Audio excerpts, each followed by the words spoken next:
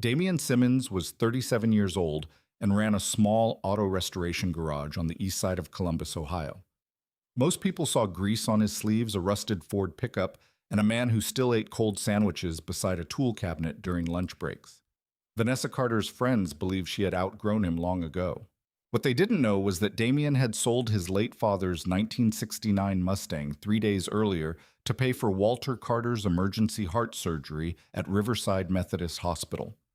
The recovery ward smelled like bleach and stale coffee when Damien pushed the door open and saw Vanessa smiling beside a man in a navy Tom Ford suit whose hand already rested on her lower back. Before we continue, drop your country and local time in the comments. I always like seeing where people are watching from. And if you enjoy slow burn stories about betrayal, quiet revenge, and hard-earned justice, subscribe. Now tomorrow's story gets even colder. Simmons Auto and Restoration sat between a tire warehouse and a boarded-up laundromat on East Fifth Avenue in Columbus. The sign above the garage had lost 2 letters sometime during the winter of 2019. Most customers never noticed. The regulars knew the place by the smell before they saw it anyway.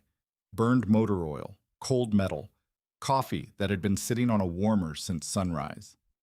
Damien Simmons unlocked the side door every morning at 6:15 sharp. No employees yet, no radio, no unnecessary noise, just fluorescent lights humming awake over concrete floors stained dark from 20 years of engine fluid. 3 projects sat inside the garage that Thursday morning. A black Chevy Nova with its front suspension removed, a faded blue Dodge Charger waiting for paint, and the empty space in the far corner where the Mustang had lived for almost 16 years. Damien looked at that space longer than he meant to. Then he set his coffee down beside the toolbox and got back to work. People who barely knew him thought he was emotionless. They saw a quiet mechanic with rough hands and assumed there wasn't much underneath. But silence had never meant emptiness with Damien. It meant control. His father taught him that. Frank Simmons had owned the garage before him. Vietnam veteran, thick hands, slow temper, the kind of man who believed paperwork mattered more than promises and that a man should never speak louder than necessary. The Mustang had belonged to Frank. A 1969 Ford Mustang Fastback in deep metallic gray with white racing stripes and a rebuilt 428 Cobra jet engine. Father and son restored it together over 8 years. Every scratch on the frame carried memory. Damien remembered being 14 years old under those garage lights, while Frank handed him a wrench and said, "Don't rush clean work."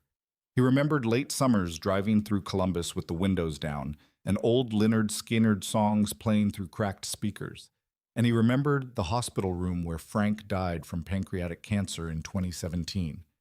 Keep the car, his father had whispered through dry lips, even if everything else goes. Damien had kept that promise for nearly a decade, until Vanessa called him 3 nights earlier. The call came at 1:12 a.m. Damien had been asleep on the couch in the small office behind the garage when his phone vibrated across the desk. Vanessa was crying before he could even say hello. "Damien, it's my dad."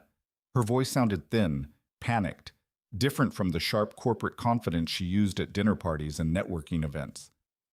What happened? He collapsed at home. A shaky breath. Massive blockage. Riverside says he needs surgery immediately. Damien sat upright. How bad? They need $80,000 up front before insurance finishes approval. Her voice cracked harder now. Mom's losing her mind. We don't have access to enough liquid cash right now. He stood without realizing it and stared through the office window toward the dark garage floor. When's the surgery? Morning. Damien already knew the answer before she asked. Can you help us? No hesitation, no negotiation. What's the hospital account information? Vanessa went quiet for a second, almost surprised the question had come so fast. Damien. Send it. The collector from Cincinnati arrived less than 10 hours later.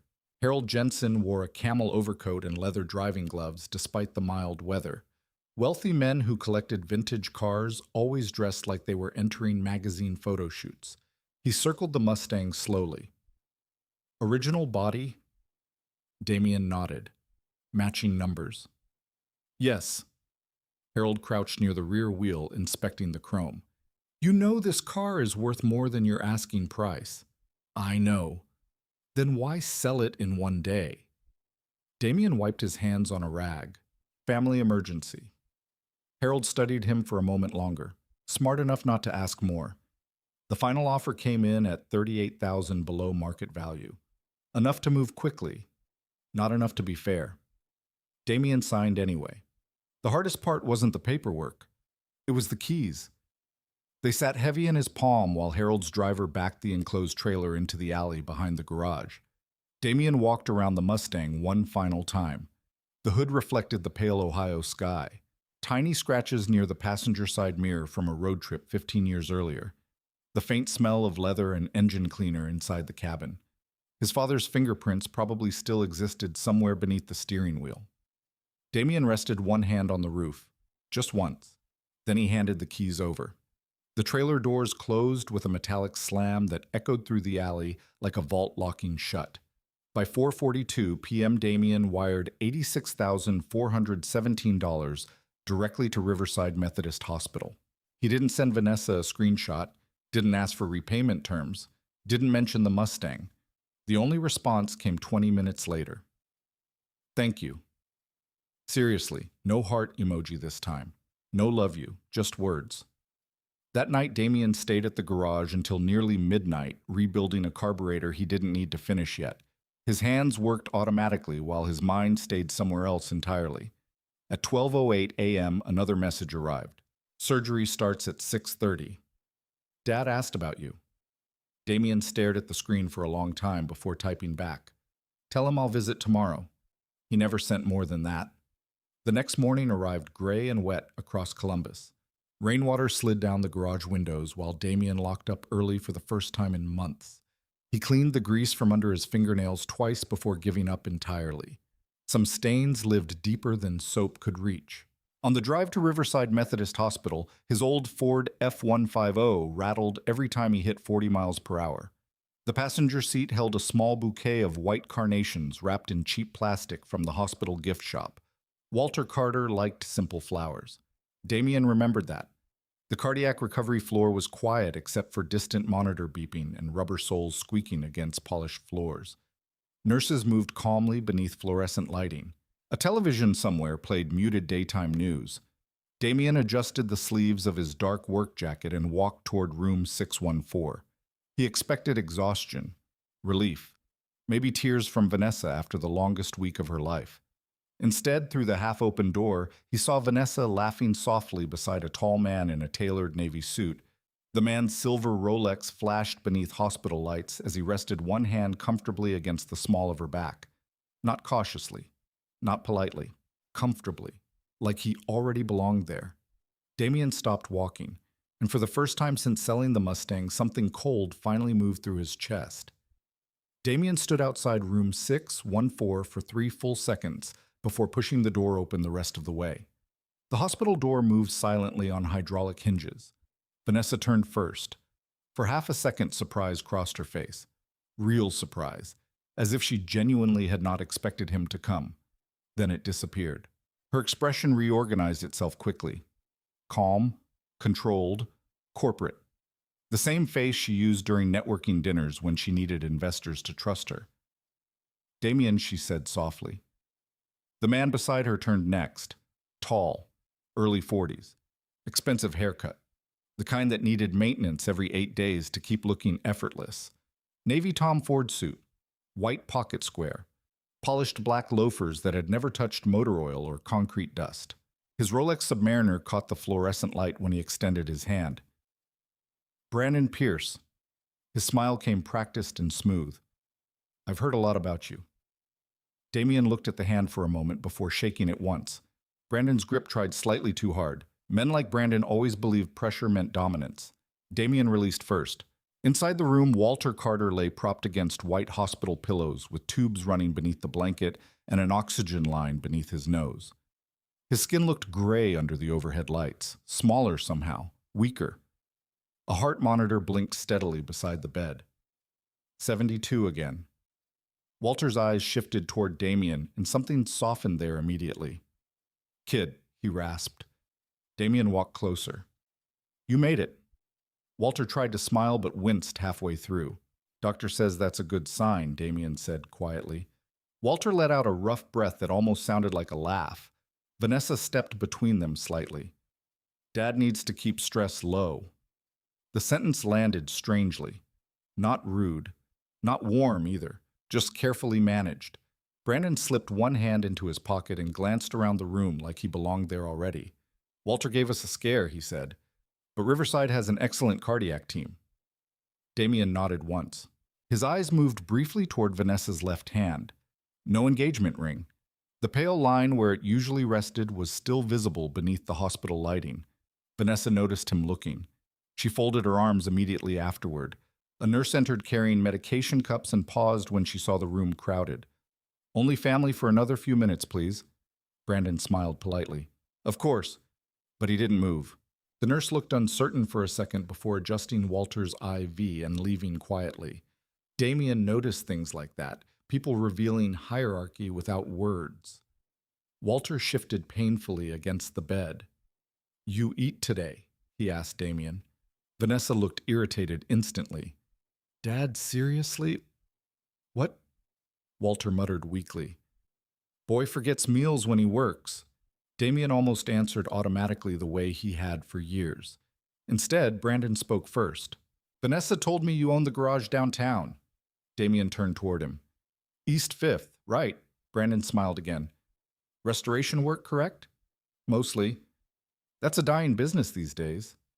Silence settled for one beat too long.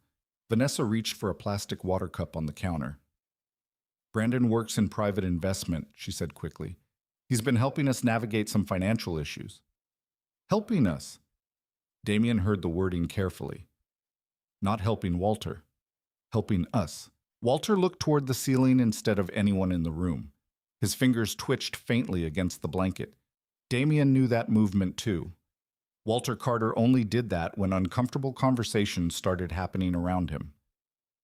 Brandon stepped closer to the hospital bed. Carter Medical Supply has a lot of potential with the right restructuring. Vanessa nodded immediately. Exactly. Damien stayed still. He suddenly remembered a dinner 6 months earlier at Jeff Ruby's steakhouse downtown. Walter had complained quietly over bourbon that banks were tightening pressure on the company's operating loans, supply chain costs, late hospital reimbursements, shrinking margins. Walter built Carter Medical Supply over 30 years delivering equipment to regional hospitals across Ohio. Surgical carts, rehab equipment, disposable supplies. Steady business once. Not anymore. Damien remembered offering help back then. Walter refused. Family handles family problems, he'd said. Now Brandon Pierce stood in the recovery room talking about restructuring while Walter still had surgical tape on his chest. Interesting timing. Vanessa moved toward Damien finally. Can I talk to you outside for a second? Her voice lowered carefully. Controlled again. Damien glanced once toward Walter. The older man looked exhausted already. Sure. The hallway outside room 614 smelled like disinfectant and burnt coffee from the nurse's station. Rain tapped softly against distant windows. Vanessa closed the door halfway behind them. For a second, neither spoke. Then she crossed her arms tightly. You should have called before coming. Damien stared at her. You said your father asked about me. That's not what I mean. He waited. Vanessa exhaled slowly through her nose. Things are complicated right now. Complicated. Yes. Her tone sharpened slightly now, frustration leaking through the calm surface. Dad's surgery created a lot of pressure financially and emotionally, and Brandon has been helping us through all of it. Damien looked at her for several quiet seconds. He noticed tiny details when upset. The expensive cream coat she wore, fresh manicure despite sleeping at the hospital, the diamond earrings he had never seen before, and the absence of the ring he bought her 2 years earlier at a jewelry store near Dublin Road after saving money for 11 months. When were you planning to tell me, he asked. Vanessa looked away first. That's not fair. No, you're making this sound worse than it is. What is it? Silence. A nurse pushed a medication cart past them. Somewhere farther down the corridor, an elderly woman started crying softly behind another closed door. Vanessa lowered her voice again. Brandon and I met during the hospital situation. Damien said nothing. He's been helping with investors and legal strategy for the company. Legal strategy. Damien, her shoulders tightened. We've been growing apart for a while. That sentence finally landed. Not because it was loud, because it sounded rehearsed, like something practiced privately before delivery. Damien leaned back against the wall beside the room. 3 nights earlier, she had cried on the phone, asking for help to save her father's life. 2 nights earlier, she texted him updates during surgery. Yesterday morning, she still wore his ring. And now there was Brandon Pierce, already standing beside Walter's hospital bed like a replacement piece slid neatly into position. How long? Damien asked. Vanessa rubbed one temple. I don't want to do this here. How long? Another pause. Then a few weeks. The answer felt clinically incomplete. Not shocking, just incomplete. The recovery room door opened behind them before Damien could respond. Brandon stepped into the hallway holding Walter's chart folder casually in one hand. Walter's asking for you, he told Vanessa. Then he looked toward Damien.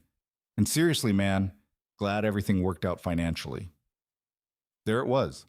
Not an accident, not gratitude either, a subtle positioning statement, as if Brandon already believed he understood the hierarchy here. Vanessa shot Brandon a quick look. Too late. Damien had already heard it, financially, meaning she told him.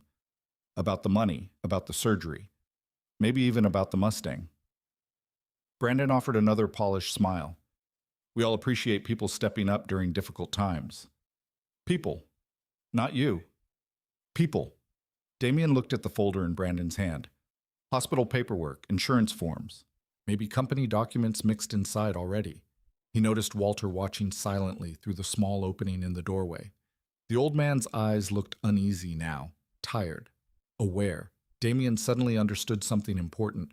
Walter didn't fully know what was happening around him yet, but Brandon Pierce was moving fast, very fast, and men who moved that fast around sick people usually wanted signatures before recovery. Damien straightened slowly. I should head back to the garage, he said. Vanessa looked relieved immediately. That hurt more than anger would have. Brandon nodded once. Take care, Damien. Damien ignored the hand Brandon almost offered again. Instead, he looked past both of them toward Walter. I'm glad you made it through surgery. Walter held his gaze. So am I, the older man whispered. Damien turned and walked down the hallway without rushing. Rubber soles squeaked across polished hospital floors behind him.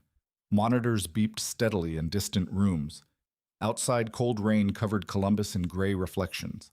And somewhere between the elevator and the parking garage, Damien realized he no longer felt heartbreak first. He felt caution. Ket Thuk Fan rain hammered the windshield hard enough to blur the parking garage lights into streaks of white and yellow. Damien sat inside the old Ford F-150 with both hands resting loosely on the steering wheel. The engine was off, wipers motionless. Water slid slowly across cracked glass while hospital elevators carried families up and down behind him. He didn't drive away immediately. Most men would have. Some would have stormed back upstairs. Others would have called Vanessa 10 times before reaching the highway. Damien did none of that. He simply sat still and replayed details. Brandon holding Walter's medical folder. Vanessa removing the engagement ring before Damien arrived. The phrase helping us. And the speed. That was the part bothering him most. Not the betrayal itself. The speed of replacement. People rarely shifted emotionally that fast, unless the transition had started long before the official ending. Damien reached into the center console and pulled out his phone. 3 unread messages waited there already. The first came from the hospital billing department. Payment confirmation. Riverside Methodist Hospital. Amount received $86,417.23. Damien stared at the number for several seconds. That amount had once been an engine. Road trips. His father's laugh. Saturday mornings rebuilding carburetors together. Now it existed as a transaction ID. He opened the second message. Vanessa, please don't turn this ugly. Nothing else. No explanation. No apology. Just management. Like she was already anticipating fallout and trying to control damage before it spread. Damien leaned back slowly against the worn seat. His father used to say something during difficult negotiations at the garage. The first person trying to calm things down usually knows exactly how bad they behaved. Damien opened the third message. Unknown number. Hey man, Brandon here. Appreciate your support during Walter's recovery. Family means stepping up when it matters. No emoji. No signature. The message felt polished enough to belong in a corporate handbook. Damien read it twice, then locked the screen without replying. The rain outside intensified. Across the garage, a young couple argued quietly beside a silver Honda Accord while unloading overnight bags. Somewhere above, an ambulance siren approached Riverside's emergency entrance. Life continuing normally, as if nothing had changed. But Damien understood something important now. This situation had already moved beyond heartbreak. There were financial conversations happening underneath it, and financial conversations always left paperwork. That thought settled his breathing almost immediately, not emotionally, practically. Damien started the truck. The engine coughed once before catching. 22 minutes later, he pulled into Simmons Auto and Restoration under cold rain and flickering streetlights. The garage looked emptier without the Mustang. Not visually, spiritually. Damien unlocked the office door and switched on the lamp above his father's old metal desk. The same desk Frank Simmons bought from a police auction in 1998. Heavy gray steel. One drawer permanently jammed halfway open. Another filled with 30 years of receipts organized by date. Frank kept records for everything. Every oil filter, every customer invoice, every payroll stub. Documents outlive emotions, Frank always said. Damien sat down slowly and opened his laptop. Then he began organizing. Hospital transfer receipt, wire confirmation, screenshots of Vanessa's calls, text messages asking for help, insurance emails, timeline. Nothing dramatic, nothing obsessive, just order. By midnight, a yellow legal pad beside the keyboard contained 4 pages of handwritten notes, dates, times, conversations, observations. At 12:41 a.m., Damien finally stopped typing and stared across the dark garage floor. The empty Mustang space remained visible through the office glass. His chest tightened briefly. Not from regret over the money. He would have saved Walter again if given the choice. That part still felt right. Walter had always treated him fairly. The older man never mocked the garage, never looked embarrassed by Damien's hands or clothes or work boots at family dinners. Walter respected labor. Vanessa respected outcomes. There was a difference. Damien rubbed both hands across his face and reached for his phone again. Then he scrolled to a number he hadn't called in almost 11 months. Evelyn Brooks, partner at Brooks & Tate Legal Group, commercial litigation specialist. 58 years old, razor-sharp memory, smoked expensive cigarettes despite repeatedly claiming she planned to quit. She and Frank Simmons had once dated briefly sometime in the late 90s before deciding they worked better as friends. Evelyn answered on the third ring. You know it's after midnight, right? You're awake. Insomnia doesn't mean available. Damien almost smiled slightly at that. You busy tomorrow? A pause. Depends how expensive the problem is. Damien looked toward the payment receipt on his desk.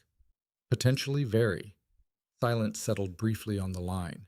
Evelyn knew Damien well enough to recognize the tone immediately. What happened, Damien explained everything carefully. No exaggeration. No emotional speeches, just facts.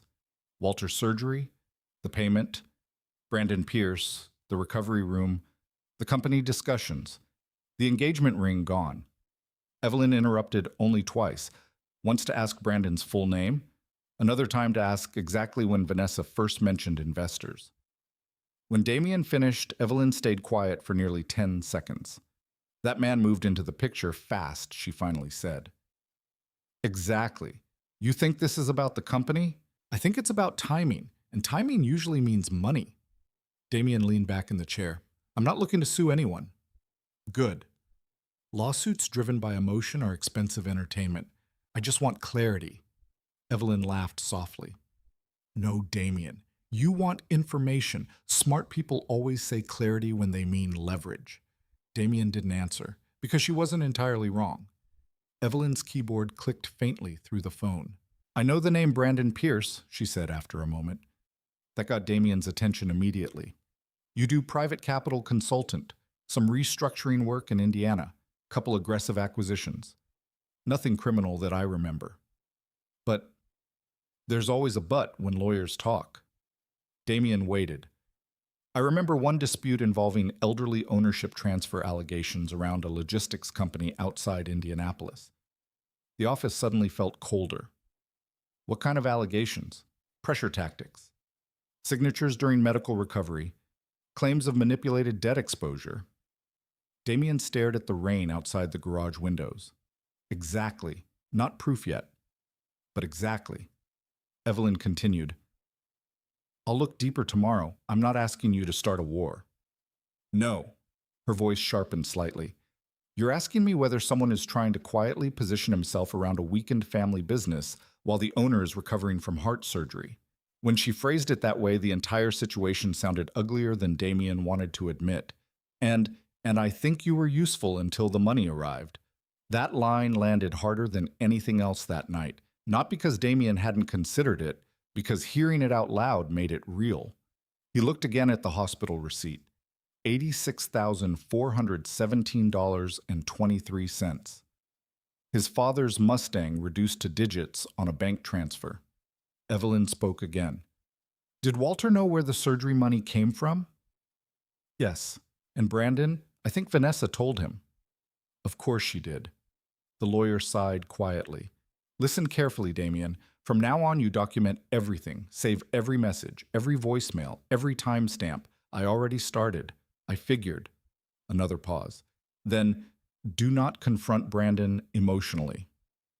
I wasn't planning to. Good. Men like that understand anger. They prepare for it. Calm people scare them more.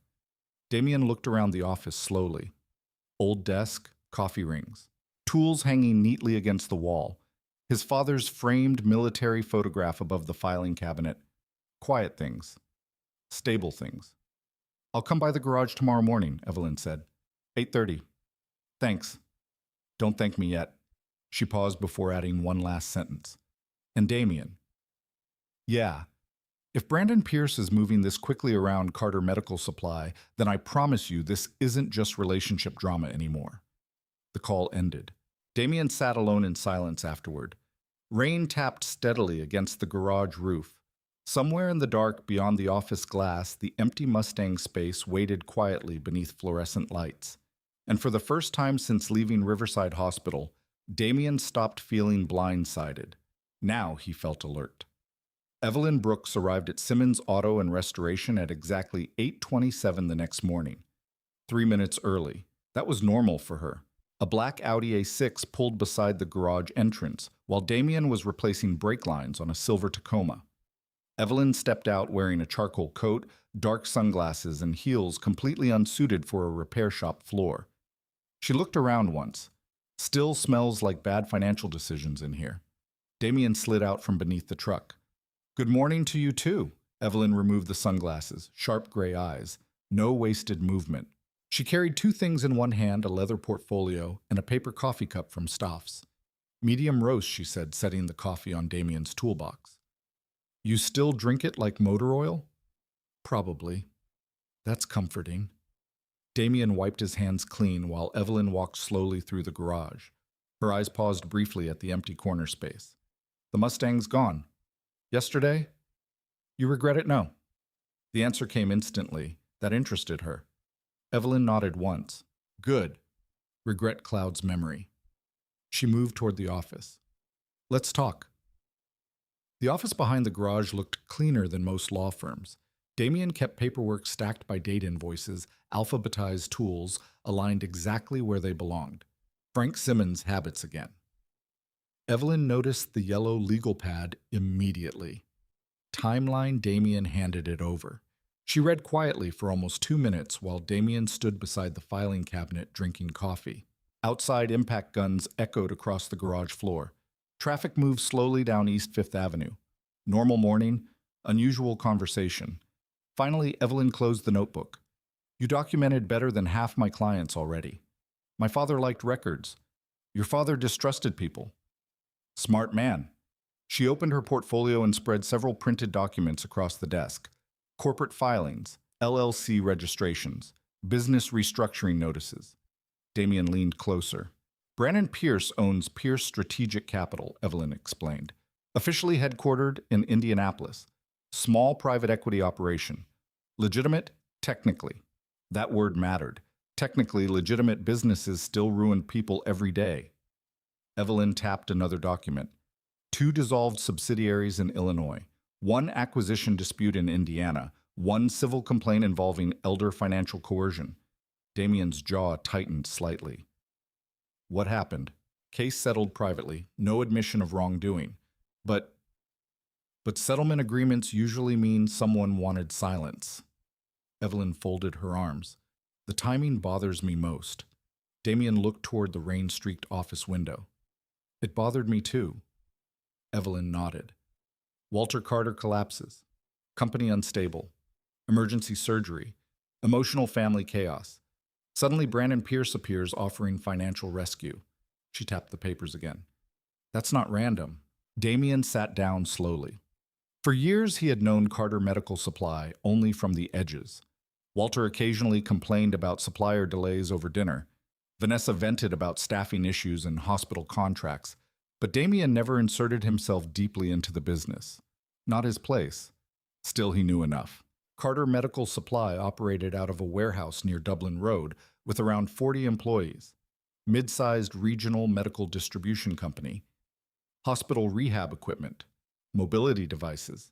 Emergency restocking contracts. Not glamorous, but valuable. Especially to investors looking for distressed businesses with existing infrastructure. Evelyn opened another file. I pulled preliminary UCC filings this morning. Damien looked up. There's already movement against company assets. How recent? Very. She slid the paper across the desk. Filed 2 days earlier, same day as Walter's surgery. Damien stared at the date quietly. Brandon had started positioning legal claims while Walter lay unconscious in cardiac recovery. Cold, efficient, calculated. What kind of claim, Damien asked? Preliminary debt leverage agreement attached to anticipated restructuring capital. Meaning Brandon is trying to establish himself as a secured creditor before the company stabilizes. Damien leaned back slowly. And if Walter signs anything while recovering, Evelyn met his eyes directly. Then Brandon gains leverage over ownership percentages, repayment structure, possibly operational authority. Outside the office, a customer laughed loudly while discussing transmission problems with another mechanic. The sound felt strangely distant. Damien rubbed one hand across his jaw. Walter wouldn't knowingly hand his company away. No, Evelyn agreed, but sick people sign things every day when frightened families tell them it's necessary. That sentence stayed in the room for several seconds. Damien thought back to Brandon holding Walter's chart folder in the hospital room. Too comfortable. Too involved already. Evelyn continued flipping through documents. Tell me about Vanessa. Damien stayed quiet for a moment. What about her? She grew up privileged upper middle class. Always, mostly. He leaned forward slightly. Walter built the company from nothing. Vanessa didn't grow up rich. But once the contracts expanded around 2010, money changed things. How Damien thought carefully before answering. Expectations. Evelyn nodded slowly. There it is. Damien stared down at the coffee cup. Walter respected work. Vanessa respected appearances. That difference destroys more relationships than infidelity, Evelyn said flatly. She stood and walked toward the office window overlooking the garage. Your truck. Your clothes. The garage. People like Vanessa eventually start seeing those things as reflections of themselves. Damien didn't argue, because part of him had noticed the change already. Not overnight, gradually. First came comments during dinners. Maybe wear a blazer tonight. Maybe don't mention the garage clients. Maybe let Brandon handle the investor conversation. Small things. Then larger ones. Vanessa stopped bringing coworkers around Simmons Auto and Restoration. Stopped wearing the engagement ring consistently during work conferences. Started talking more about future lifestyle and less about marriage. Damien saw it happening. He just believed loyalty mattered more than status anxiety. Maybe Walter believed that too. Evelyn interrupted his thoughts. You ever financially support Carter Medical Supply before this? A few times? How repairs? Mostly. Delayed invoices, loaned equipment, documented. Some. Evelyn pointed at him immediately. Find everything. Damien frowned. It wasn't formal. Doesn't matter. She walked back toward the desk. Men like Brandon rewrite narratives fast. If this turns ugly suddenly, you become the unstable ex-boyfriend trying to sabotage a successful investor. Damien almost smiled faintly. Already happening. Oh. He grabbed his phone and opened Instagram. Vanessa had posted 2 hours earlier. A photo from Riverside Hospital. Walter asleep in the background. Vanessa standing beside Brandon in the foreground. Caption: Grateful for the people who truly step up during life's hardest moments. Brandon's hand rested visibly on her shoulder. Hundreds of likes already. Evelyn stared at the screen, then laughed once without humor. There it is. Damien locked the phone again. She moves fast too.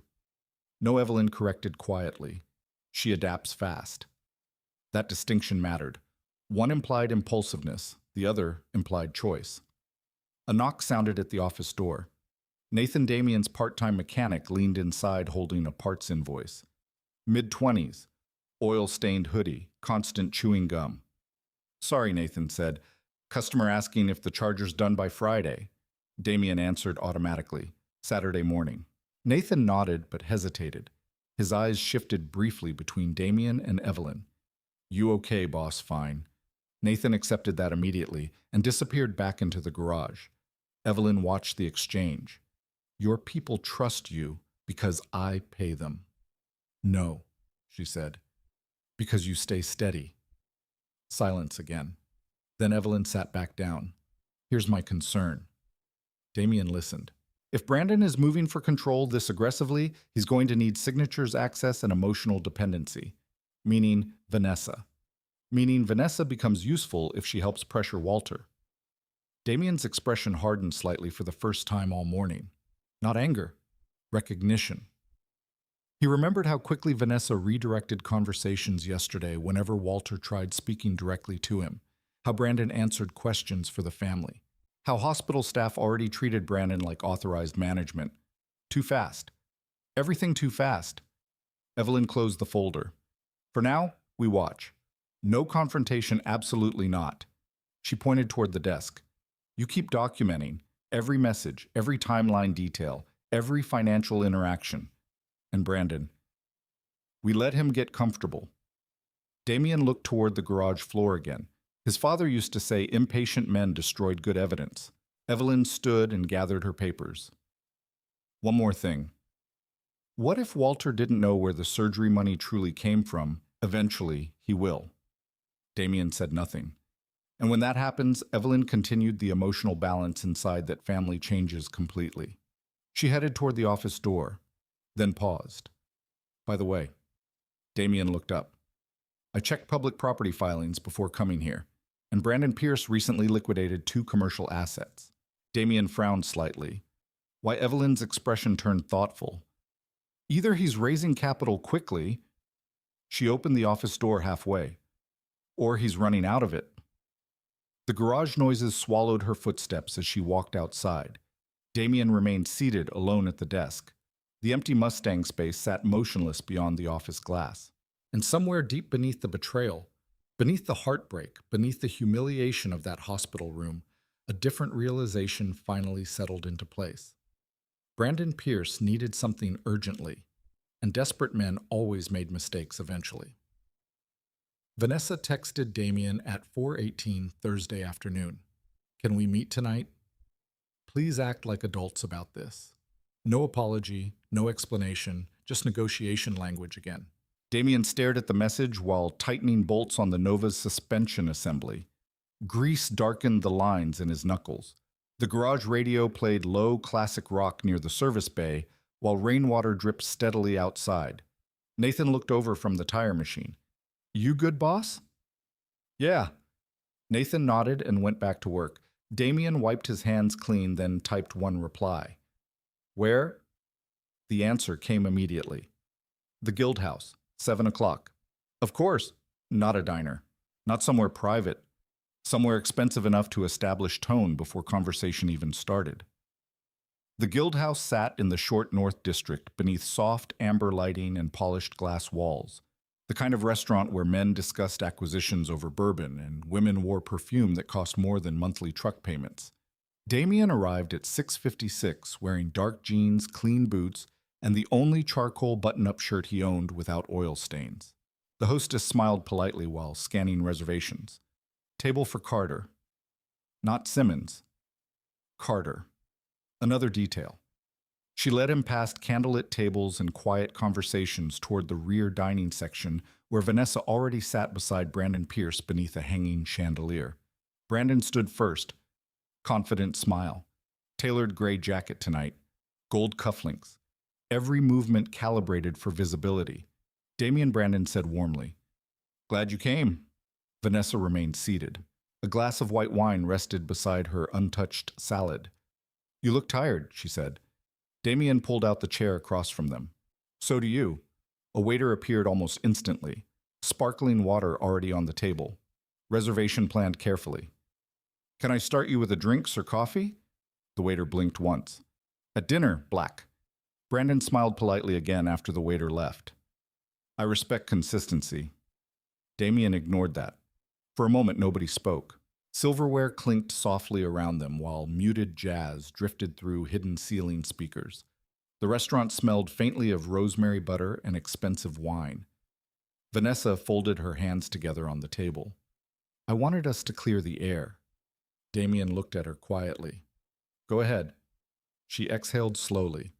"What happened at the hospital wasn't ideal. Interesting wording again. Not wrong, not hurtful, not betrayal, not ideal." Damien leaned back slightly.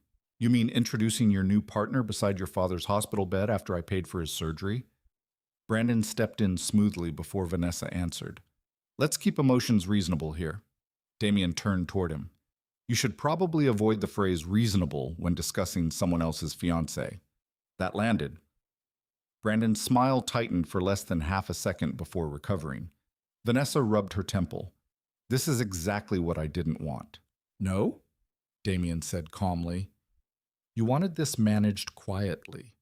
Her eyes flashed briefly. "There's no reason to make things ugly." Damien noticed that word again. Ugly. Not unfair, not dishonest, just inconvenient. The waiter returned with Damien's coffee, white porcelain cup, steam curling upward beneath soft restaurant lighting. Brandon waited until the waiter disappeared before speaking again. "Look, Damien, Vanessa and I didn't plan this situation, but you adapted quickly." Vanessa looked away immediately. Another tiny detail. Brandon rested both forearms casually on the table. People grow apart, usually before replacement plans move into hospital rooms. Vanessa's jaw tightened. "We were already having problems." Damien stirred the coffee once without drinking it. "What problems?" Silence. Finally, Vanessa answered. "You were comfortable staying exactly where you are forever." "There it is," Damien said softly. She frowned slightly. "What but the real conversation?" Vanessa straightened in her chair. "You own a garage, Damien. I'm aware. You work 70 hours a week and still live behind the shop half the time. That garage paid for your father's surgery." The sentence landed hard enough to silence the table briefly.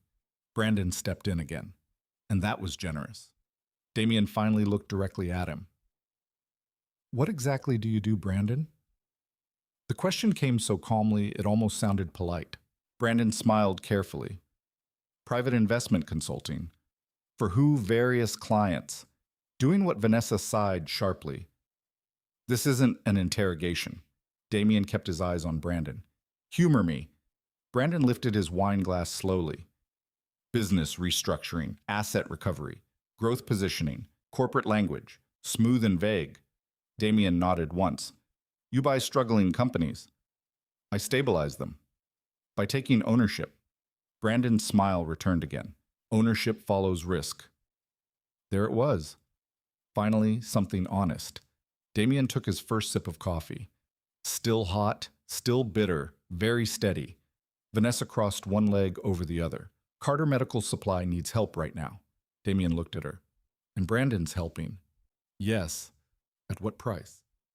"That's none of your business anymore." The sentence came colder than the others. Not emotional. Final. Damien studied her face quietly. He remembered late nights eating takeout on the garage roof together during summer storms, remembered helping her study for marketing certifications, remembered Walter joking that Damien already acted more like family than most relatives. Now Vanessa sat beneath restaurant lighting beside another man talking like lawyers handled emotions better than honesty. Interesting how quickly intimacy turned corporate.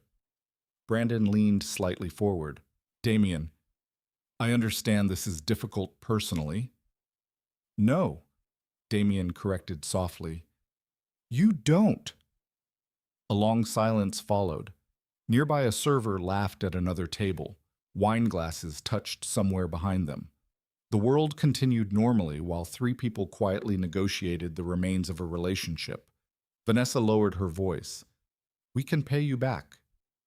Damien almost smiled, not because it was funny, because it revealed everything. Not we owe you. Not I'm sorry. Just transaction management again. How he asked. We'll work something out. With investor money. Her expression hardened. You're being petty. No, Damien said. I'm asking practical questions. Brandon folded his napkin carefully beside the plate. You seem very interested in company finances for someone outside the business. Damien noticed that wording too. Outside the business. Territory language? Claim staking. Walter asked me for advice years before you arrived, Damien said. Brandon nodded casually. And now professionals are involved. That one was intentional. Vanessa looked uncomfortable immediately after he said it. Good, because Damien finally understood Brandon's strategy clearly. Humiliation, subtle dominance, established class difference, garage owner versus investor, blue collar versus capital. People like Brandon always assumed quiet men felt inferior automatically. Damien rested both hands calmly around the coffee cup. What bank handles your restructuring capital? He asked suddenly. Brandon blinked once. Unexpected question. Excuse me, your funding line. Who underwrites it? Vanessa frowned. Damien. No, I'm curious now. Brandon leaned back carefully. Why? Because distressed acquisition lending tightened after fourth quarter regional defaults, meaning either your rates are terrible. Damien paused briefly. Or somebody's extending you unsecured confidence they probably shouldn't. Vanessa stared at him. So did Brandon. The silence changed shape instantly. For the first time all evening, Brandon looked slightly uncertain. Tiny shift. Barely visible. But Damien saw it. Interesting observation, Brandon said carefully. Damien shrugged once. My customers talk while I work. That was partly true. People underestimated mechanics constantly. They talked freely around men holding tools. Bankers, dealers, business owners, lawyers. Information traveled through garages more often than country clubs. Brandon recovered his smile again, but it arrived slower now. You're sharper than Vanessa described. Damien looked toward Vanessa. What exactly did you describe? She looked embarrassed for the first time all night. That answered enough. The waiter returned asking about dinner orders. Nobody answered immediately. Finally, Brandon ordered filet mignon. Vanessa ordered salmon. Damien closed the menu. Just coffee. After the waiter left, Vanessa spoke quietly. You're making this harder than it needs to be. Damien stood slowly from the table. No, he said. I think I'm finally understanding it exactly the way it is. Vanessa looked up sharply. What does that mean? Damien reached into his jacket pocket and placed a small velvet box gently beside her wine glass. Her engagement ring, the one she had stopped wearing before the hospital. Brandon's eyes moved immediately toward it. Vanessa froze. You left it in the apartment drawer, Damien said. The restaurant noise around them suddenly felt very far away. I figured you'd want it back before things got legally complicated. Vanessa's face paled slightly. Damien, you should also tell Walter exactly where the surgery money came from. Brandon's expression changed again. Quickly this time. Concern. Real concern. Interesting. Damien noticed that too. Then Vanessa said the sentence that finally settled everything permanently. You were never really part of the future, Damien. No anger, no tears, just honesty stripped clean at last. Damien looked at her for several quiet seconds. Then he nodded once and walked away from the table without touching the coffee again.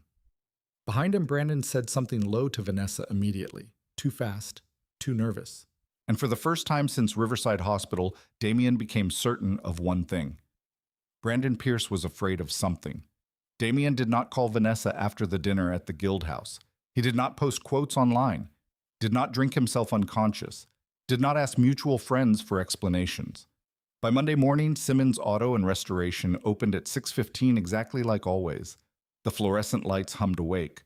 Coffee brewed in the stained machine beside the office sink. Impact wrenches echoed across the concrete floor.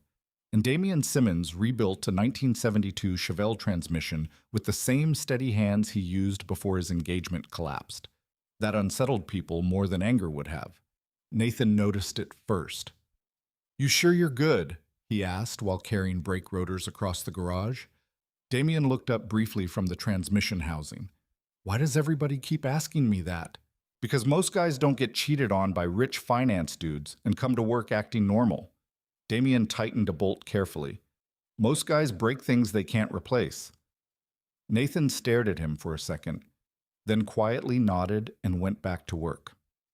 Around noon, Evelyn Brooks arrived again, this time carrying a cardboard archive box instead of coffee. "Tell me you found something useful," Damien said. Evelyn placed the box on the office desk. "I found several things concerning enough to ruin my weekend." That was promising.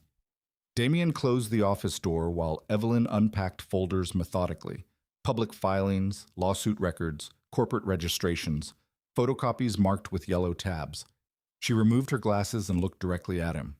"Brandon Pierce is smarter than I hoped and dirtier than I expected." Damien leaned against the filing cabinet. "What happened in Indiana?" "Officially nothing." Unofficially, Evelyn slid over a deposition transcript. "Family-owned freight company outside Indianapolis. Owner had a stroke. Brandon entered as restructuring consultant during recovery. Damien already disliked where this sounded headed. Then debt leverage agreements appeared within 14 days. Ownership percentages shifted. Emergency financing attached to operational authority clauses, meaning Brandon gained control, meaning Brandon almost gained control." Damien frowned. What stopped him? The owner's daughter hired litigation counsel before signatures finalized. Evelyn tapped the transcript. The case settled privately. Damien read quietly for several moments. Certain phrases stood out immediately. Medication confusion, hospital pressure, temporary incapacity concerns, financial coercion allegations. Too similar. Way too similar. "He's done this before," Damien said. Evelyn nodded once. "Yes, but carefully enough to avoid criminal exposure." Outside the office, Nathan laughed at something playing on the radio. Air compressors hissed, metal clanged against concrete. Ordinary sounds. Meanwhile, inside the office, a pattern was forming quietly. Evelyn pulled another folder from the box. "This part interests me more." She handed Damien a financial summary sheet. Pierce Strategic Capital, recent asset liquidation activity, commercial property sold in Indianapolis, luxury condo refinanced, investment account withdrawals, large outgoing transfers. Damien studied the dates. All within the last 4 months. "He's raising money fast," Damien said. "Or covering losses fast." Difference, desperation. Evelyn sat down heavily in Frank Simmons' old chair. Men like Brandon don't chase unstable regional supply companies unless they need something immediately. Damien crossed his arms. "Walter's company isn't big enough for national attention." "Exactly," Evelyn pointed toward him. "So either Brandon sees hidden value?" She paused. "Or he needs quick collateral access before somebody else closes a door on him." Damien thought about the dinner again. The forced confidence, the polished smiles, and especially the moment Brandon reacted when Damien mentioned lending structures. Fear. Very brief, but real. Evelyn continued. "I also contacted someone quietly inside Ohio corporate banking." Damien looked up. "You still have those contacts?" "I'm a 60-year-old litigation attorney, Damien. My contacts are the only reason anyone tolerates me." That almost earned a smile. Almost. She slid another paper across the desk. Carter Medical Supply current debt exposure estimates. Numbers highlighted in red. Damien scanned silently. Outstanding supplier liabilities. Equipment financing pressure. Delayed hospital reimbursements. Operational payroll concerns. The company was bleeding cash faster than Walter likely admitted publicly. Vanessa know how bad this is, Damien asked. She probably knows enough to panic, and Brandon knows enough to exploit it. Evelyn nodded slowly. That's my assumption. Silence settled briefly. Then Damien asked the question bothering him most. Why involve Vanessa personally? Evelyn leaned back in the chair. Because emotionally compromised families cooperate faster. The sentence landed heavily. Walter trusts his daughter. Vanessa trusts Brandon. Brandon gains influence through emotional proximity. She folded her hands calmly. None of this works unless the family accepts him quickly. Damien looked toward the garage through the office window. He suddenly remembered how naturally Brandon moved around the hospital room. How he spoke for Vanessa. Held Walter's paperwork.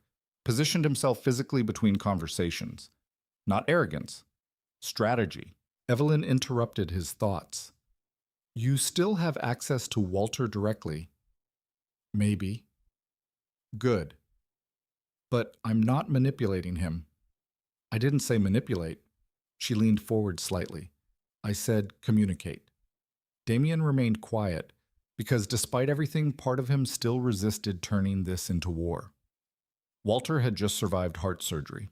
The old man did not deserve battlefield stress while recovering.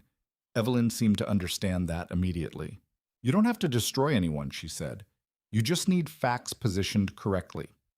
Facts positioned correctly. That sounded exactly like Frank Simmons.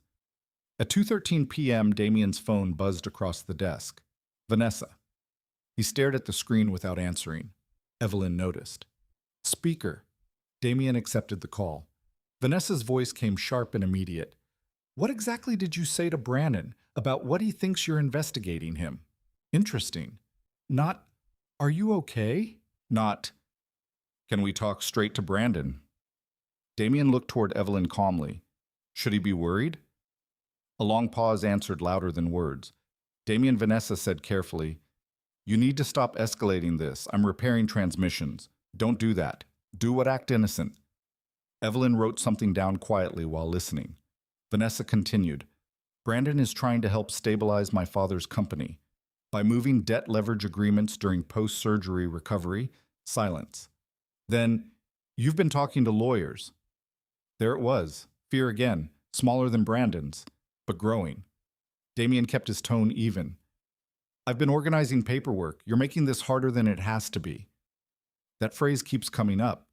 Because you won't let this go. Damien finally straightened from the filing cabinet. You called me crying at 1 a.m, asking to save your father's life. Vanessa went quiet. You knew exactly what that money cost me. Still silence. You stood beside another man 3 days later and introduced me like I delivered flowers. Evelyn stopped writing. The garage noises outside suddenly seemed very far away. Finally, Vanessa spoke again, softer this time. That wasn't fair. No, Damien agreed quietly. It wasn't. The line remained silent for several seconds. Then Vanessa changed direction completely. Dad wants to see you. Damien's eyes narrowed slightly. When tomorrow afternoon? Why? He asked questions about the surgery payment. There it was, the truth finally moving toward Walter. Vanessa continued quickly. I didn't tell him about the Mustang, meaning she told him everything else. Damien rubbed one hand slowly across his jaw. Will Brandon be there? Another pause. Yes. Of course. Damien looked at Evelyn again. The attorney gave almost no visible reaction except one tiny nod. Proceed carefully. Fine, Damien said into the phone. I'll stop by. Vanessa exhaled quietly in relief. Thank you. Before she hung up, Damien asked one last question. Vanessa, when exactly did Brandon move in? The silence this time lasted longer, too long. Then, it just happened. Lie. Not because of evidence, because people telling the truth answer faster. The call disconnected. Evelyn removed her glasses slowly. Well, she said. Damien stared at the silent phone screen. She's scared now. Yes, of Brandon partly. Evelyn closed the file folders one at a time. But mostly, she's scared the narrative is slipping away from her. Damien leaned against the desk quietly. Outside, rain clouds gathered again over East Fifth Avenue. Inside the garage, engines roared, tools slammed, radios played. Normal life continuing. But beneath it now sat something sharper. Not heartbreak anymore. Pattern recognition. And patterns always mattered more than promises. Then Evelyn slid one final document across the desk. A scanned copy of a preliminary restructuring agreement draft. Unsigned, but prepared.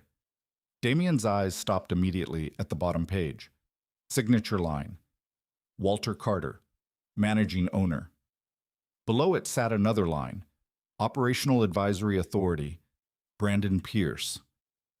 And in the corner of the document, printed faintly beside the draft timestamp, was a date. The same night Walter entered cardiac recovery. Riverside Methodist Hospital looked different during daylight. Less dramatic. More clinical. Morning sunlight spilled through the main atrium windows onto polished floors while nurses pushed carts between elevators and exhausted families slept awkwardly in waiting room chairs beneath muted television screens. Damien arrived at 1:40 p.m. wearing a dark work jacket over a gray thermal shirt. Grease still marked the edge of one sleeve despite his attempt to scrub it clean before leaving the garage. He noticed Brandon's black Mercedes S-Class immediately in the visitor parking structure. Front row. Temporary parking pass hanging from the mirror like he already belonged there permanently. Interesting. Damien took the elevator to the cardiac recovery floor without rushing. The hallway smelled faintly of antiseptic and overbrewed coffee again. Same squeaking shoes, same monitor beeps. But something had shifted underneath the surface now. Last time Damien walked these halls feeling blindsided. Today he walked in watching patterns. Room 614's door stood partially open. Voices inside. Vanessa first. Low, tense. Then Brandon. Smooth, controlled. Damien slowed before entering. Not the right time for extra stress, Brandon was saying. Walter answered weakly from the bed. I asked questions. You need recovery first, Brandon replied gently. Damien stepped into the room. Conversation stopped immediately. There it was again. That split-second silence people create when they were discussing something they hoped you hadn't heard. Walter looked thinner than before. Color still poor beneath fluorescent lighting, but his eyes sharpened slightly when they landed on Damien. Kid. Damien walked closer. How are you feeling? Like somebody parked a truck on my chest. That means you're alive. Walter gave a rough laugh that triggered a cough halfway through. Vanessa adjusted his blanket quickly. You shouldn't talk too much. Walter ignored her. Sit down. Damien pulled a chair closer beside the bed. Brandon remained standing near the window in a navy blazer with both hands resting casually in his pockets. Positioning again. Always positioning. Walter looked between them slowly, then finally asked the question Damien knew was coming. You sold the Mustang. The room went still. Vanessa looked down immediately. Brandon's expression remained neutral but careful now. Damien answered simply. Yes. Walter stared at him for several seconds. That car was your father. Yeah. Why the hell would you do that? Damien glanced briefly toward Vanessa, then back to Walter. You needed surgery. The older man closed his eyes slowly. For a moment, nobody spoke. The heart monitor continued its steady electronic rhythm beside the bed. Walter swallowed hard. You should have told me. Damien's answer came quiet. You were busy trying not to die. Vanessa stepped in quickly. We're going to repay him. Walter opened his eyes again. With what money? No one answered immediately. Interesting. Brandon finally moved away from the window. Walter, right now, the focus should be stabilizing both your health and the company. There was that word again. Stabilizing. Corporate language wrapped around emotional vulnerability. Walter looked tired suddenly. Not physically. Mentally. Like pieces around him were moving too fast while he remained trapped in bed, unable to keep pace. Damien saw it clearly now. Brandon filled silence quickly because silence allowed thinking. Walter shifted painfully against the pillows. What exactly are you doing for the company? Brandon? Very small pause, almost invisible.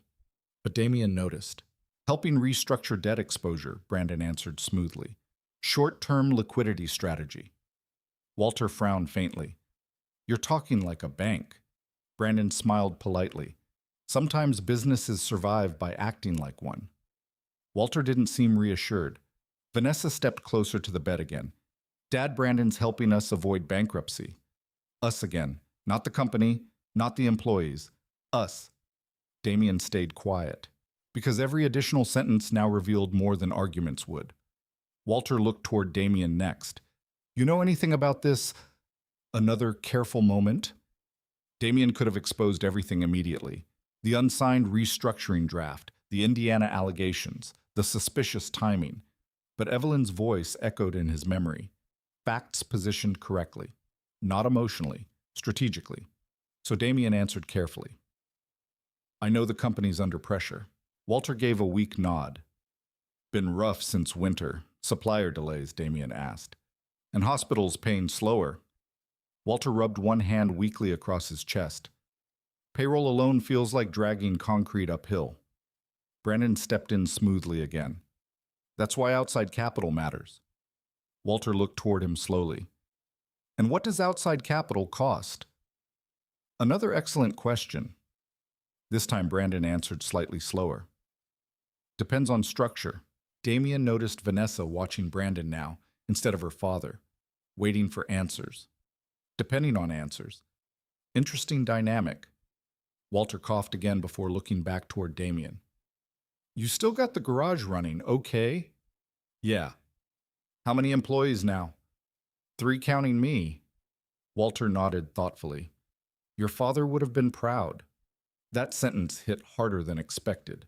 Damien looked away briefly toward the hospital window. Clouds hung low over Columbus outside. Cold gray sky, the same color as the Mustang. Brandon interrupted the moment gently. Walter, we should probably avoid emotionally stressful topics. There it was again, control disguised as concern. Walter's eyes narrowed slightly for the first time since Damien arrived. You my doctor now? Vanessa reacted immediately. Dad. No, Walter muttered. I'm asking. Brandon smiled carefully. Just trying to help your recovery. The older man studied him quietly. Damien saw something shifting then. Small, but important. Doubt. Not complete suspicion yet, but the beginning of it. A knock interrupted the room before anyone spoke again. A nurse entered carrying medications and a tablet device.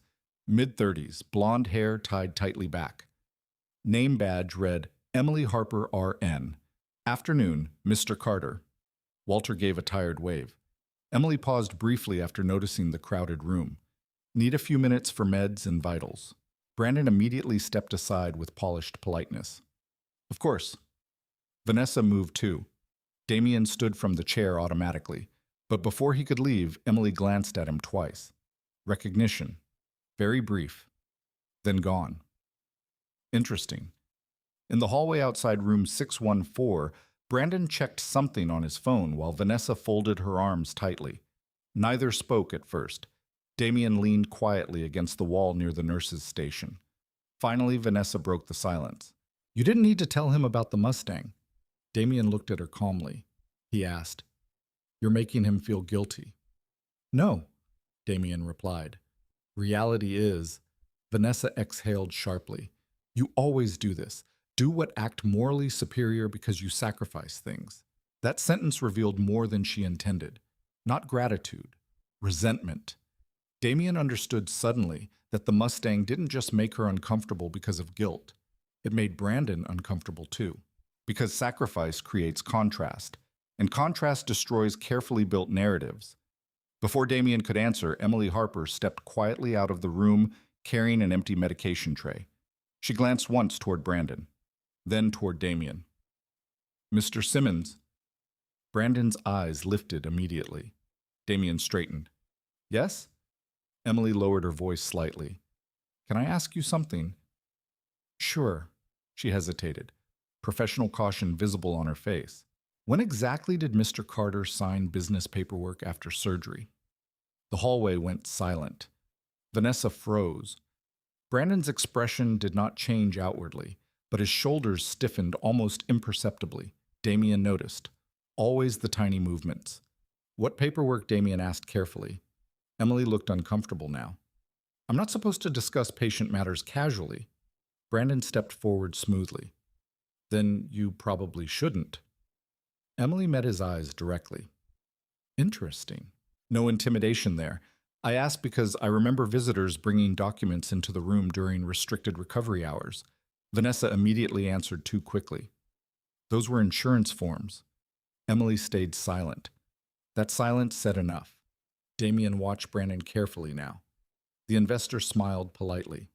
Hospital situations become chaotic. I'm sure there's confusion.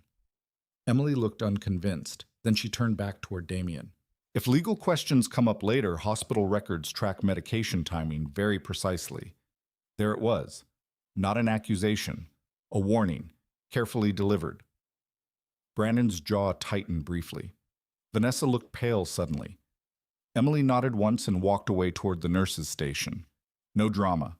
No raised voices. But the atmosphere changed completely after she left, because now someone outside the family had noticed the timing too. Brandon adjusted his watch slowly. People misinterpret things during stressful situations. Damien looked at him calmly. Maybe. Vanessa spoke quickly. This is getting ridiculous. But her voice lacked confidence now. For the first time since Riverside Hospital, Damien saw actual fear entering the room beneath her frustration. Not fear of heartbreak, fear of exposure. Then Brandon slipped one hand into his pocket and smiled again. But this time the smile arrived a little slower, and Damien realized something important. The cracks were starting. By Friday morning, Vanessa Carter had rewritten the story publicly. Not entirely, just enough. Damien discovered it because Nathan walked into the garage holding his phone like it contained something radioactive. You should probably see this. Damien looked up from beneath the hood of a customer's Escalade. Nathan hesitated. Or maybe not. Show me. Nathan handed over the phone reluctantly. Instagram. Vanessa's account. A professionally edited carousel post. First image. Walter Carter smiling weakly from his hospital bed. Second image, Brandon Pierce speaking with doctors in the hallway. Third image, Vanessa leaning against Brandon's shoulder beside a hospital window overlooking downtown Columbus. The caption stretched nearly 4 paragraphs. The hardest moments in life reveal who truly shows up when everything falls apart. Watching someone step forward with strength, leadership, and support during my father's recovery changed the way I see loyalty forever. Below that, some people talk about commitment. Others quietly prove it. No names. That made it smarter. Thousands of people reading it would naturally fill in the blanks themselves. Damien handed the phone back calmly. Nathan blinked. That's it. What did you expect? I don't know. Throwing something, maybe? Damien returned to tightening bolts beneath the hood. Metal clicked steadily against metal. She wants a narrative, he said quietly. Nathan frowned. What does that mean? It means if facts become dangerous later, she'll already have public sympathy positioned first. Nathan stared at him for several seconds. You talk weird after breakups. Damien almost smiled. Then the garage office door opened and Evelyn Brooks entered carrying another stack of documents. Nathan immediately muttered "lawyer lady's back" and disappeared toward the tire bay. Evelyn removed her gloves slowly. You saw the Instagram post. About 20 minutes ago. And Damien shut the Escalade hood carefully. She's establishing optics. Evelyn nodded once. Good. You're thinking correctly. Most people misunderstood social media conflicts. They believed posts existed to express feelings. Evelyn knew better. Public posts established emotional framing before legal realities arrived. Victim positioning, character shaping, audience conditioning. Brandon Pierce understood that game perfectly. The office smelled faintly of printer toner and old coffee when Damien followed Evelyn inside. She dropped a thick folder onto Frank Simmons' desk. I made progress. Damien sat across from her. How bad, potentially excellent. That got his attention. Evelyn opened the folder and spread several photographs across the desk. Hospital hallway, still images, security timestamps. Visitor logs. Damien leaned forward immediately. You got camera access. Not directly, but hospital administration became cooperative after I mentioned concerns involving medicated patient signatures. She tapped one printed frame. Timestamp 11:42 p.m. Brandon Pierce entering Walter's recovery room carrying a leather portfolio. Another frame. 12:16 a.m. Brandon leaving the room. Walter had been less than 18 hours out of open-heart surgery. Damien stared quietly. Who approved visitation that late? Excellent question. Evelyn slid over another sheet. Medication records. Morphine administered at 10:58 p.m. Additional sedative support at 11:21 p.m. The timestamp sat there plainly. Cold facts. No emotional language required. Evelyn folded her arms. If Brandon obtained signatures during that window, any competent judge will become extremely interested. Damien studied the papers carefully. No anger yet, just structure, like assembling engine parts in the correct order. What about Walter's signature itself? Still waiting on document comparison. You think he signed something? Evelyn gave him a long look. I think Brandon didn't carry portfolios into cardiac recovery rooms for fun. Outside the office, impact guns rattled while customers discussed oil changes near the front counter. Ordinary life again. Yet inside the room, something irreversible had begun forming. A legal trail. Damien leaned back slowly. Walter still doesn't fully understand. No, Evelyn agreed. But he's starting to feel something's wrong. That mattered, because instincts often reached people before evidence did. Evelyn continued sorting papers. I also spoke with a contact at Fifth Third Bank. Damien looked up, and Carter Medical Supply attempted emergency restructuring discussions before Walter's surgery. With Brandon, yes. Approved? Not exactly. Evelyn slid another document across the desk. Preliminary financing denial notice. Certain risk exposure concerns prevent immediate approval. Damien scanned the rest silently. Pierce Strategic Capital lacked sufficient liquid collateral, meaning Brandon needed Carter Medical Supply desperately, not casually, urgently. That explained everything: the speed, the pressure, the hospital visits, the emotional insertion into Vanessa's life. Damien exhaled slowly. He's cornered financially. Likely. And Vanessa Evelyn paused before answering. That's more complicated. Damien waited. She may genuinely believe Brandon is saving the company. And if he isn't, then she attached herself emotionally to a man whose stability depends on controlling her father's business. The office went quiet. Damien remembered Vanessa years earlier before the expensive networking events and polished social circles. Back when she sat beside him on folding chairs at county car shows, eating hot dogs from food trucks. Back when ambition still looked human instead of strategic. Evelyn interrupted his thoughts. You still care about her, Damien answered honestly. Yes, that makes this dangerous. Why? Because people protecting feelings make slower decisions than people protecting facts.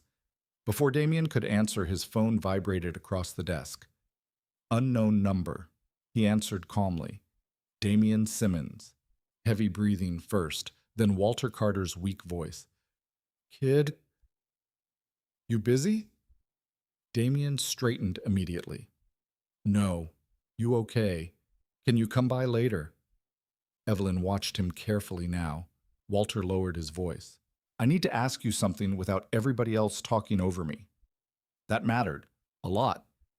Damien glanced toward Evelyn briefly. What time? Evening.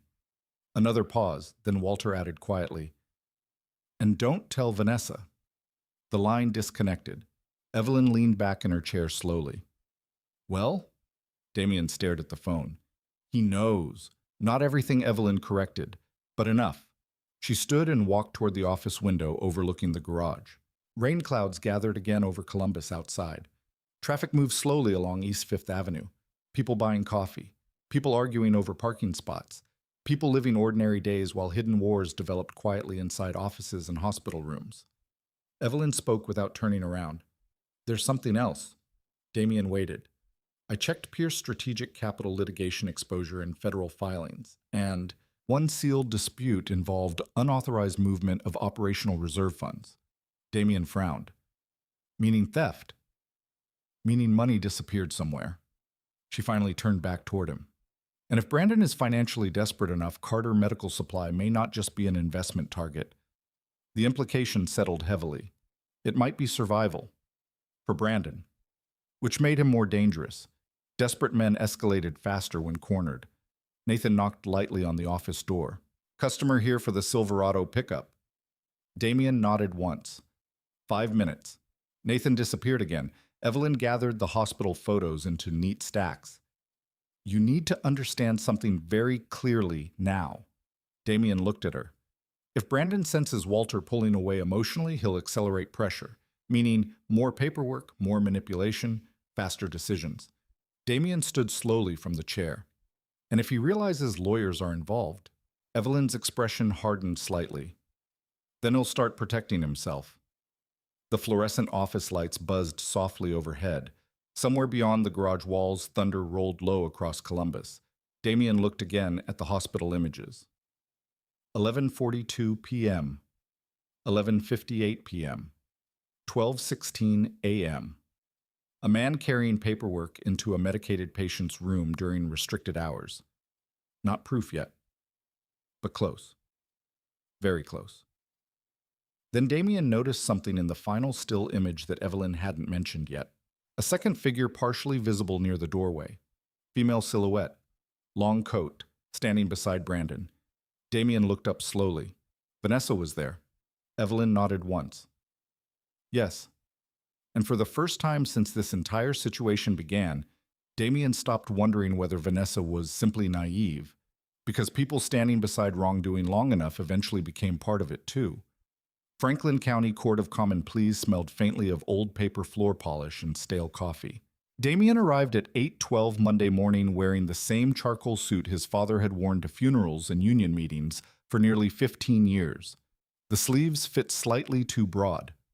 The tie was plain black. The leather shoes had fresh polish but permanent creases across the toes. Nothing about him looked expensive, but unlike Brandon Pierce, Damien did not dress to create impressions. He dressed to stand still comfortably under pressure. Evelyn Brooks met him outside courtroom 4B carrying 2 legal boxes and a tablet. You sleep a little. Good.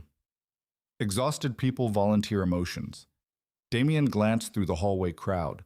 Lawyers, clerks, bailiffs, defendants pretending calm, families whispering nervously beside vending machines. And 20 feet away, Vanessa stood beside Brandon Pierce near the courtroom doors. Brandon wore a dark navy suit again. Different Rolex today, silver tie clip.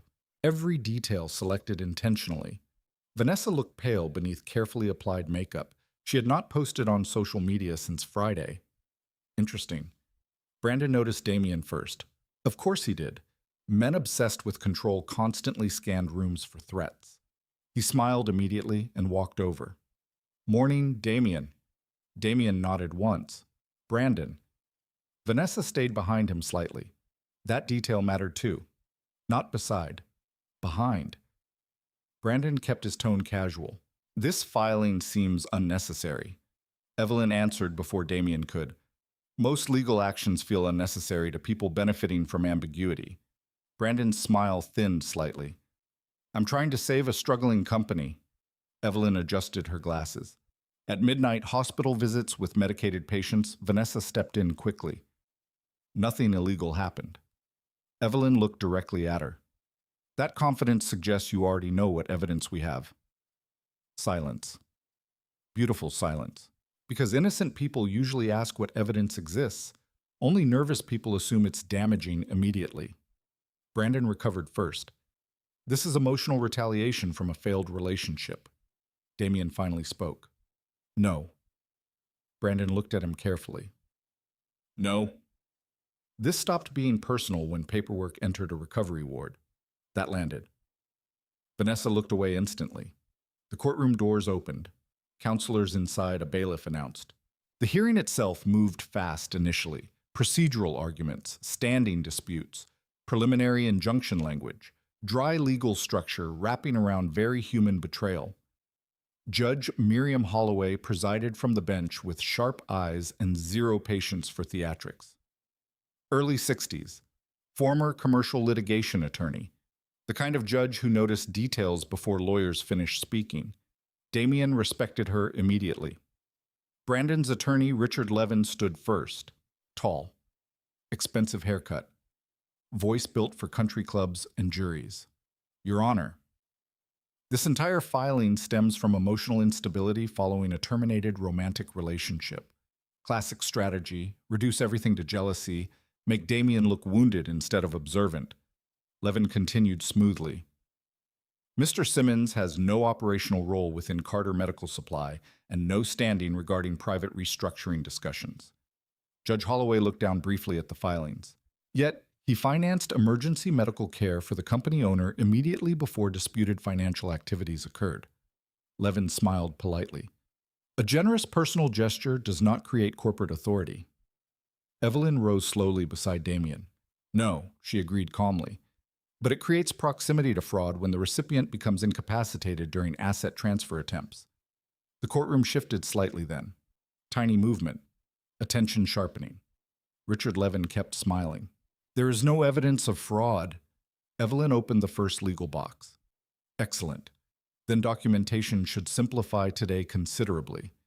Damien watched Brandon carefully across the courtroom, still composed outwardly, but less relaxed than before. His fingers tapped once against the table. Small movement. Stress leaking through polish. Evelyn approached the bench. Your Honor, we submit timeline documentation establishing 3 critical facts. She held up the first document. Fact 1. Mr. Simmons transferred $86,417 directly to Riverside Methodist Hospital for Walter Carter's emergency surgery. Second document. Fact 2.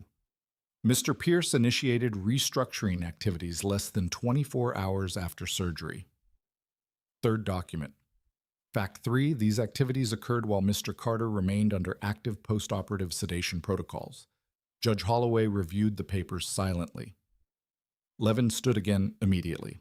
There is still no evidence any signatures were obtained improperly. Evelyn nodded once. Not yet. That phrase changed the air inside the courtroom instantly. Not yet, meaning more was coming. Judge Holloway leaned slightly forward. Counselor Brooks, are you suggesting additional evidence exists? Evelyn remained perfectly calm. We are awaiting authenticated hospital surveillance retrieval and medication administration verification. Across the room, Vanessa's face lost color. Brandon remained still. Too still now.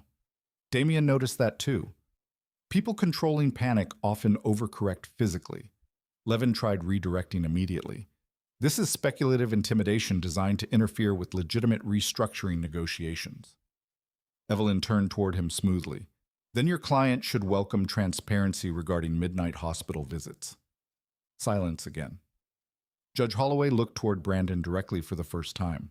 Mr. Pierce, were you present in Mr. Carter's recovery room during restricted visitation hours? Levin answered immediately instead. My client supported the family during a medical crisis. Not a denial, the judge noticed. So did Damien. Judge Holloway's eyes narrowed slightly. I asked Mr. Pierce. Brandon finally stood, confident posture mostly intact. Yes, Your Honor. Why family support? While carrying legal documents. Very small pause. Levin stepped forward quickly. Objection to characterization. Overruled. Judge Holloway said instantly. Her eyes never left Brandon. Did you bring business paperwork into the recovery ward? Brandon answered carefully now. Preliminary operational materials may have been discussed. Vanessa closed her eyes briefly. There it was, not denial anymore. Controlled admission. Evelyn spoke quietly.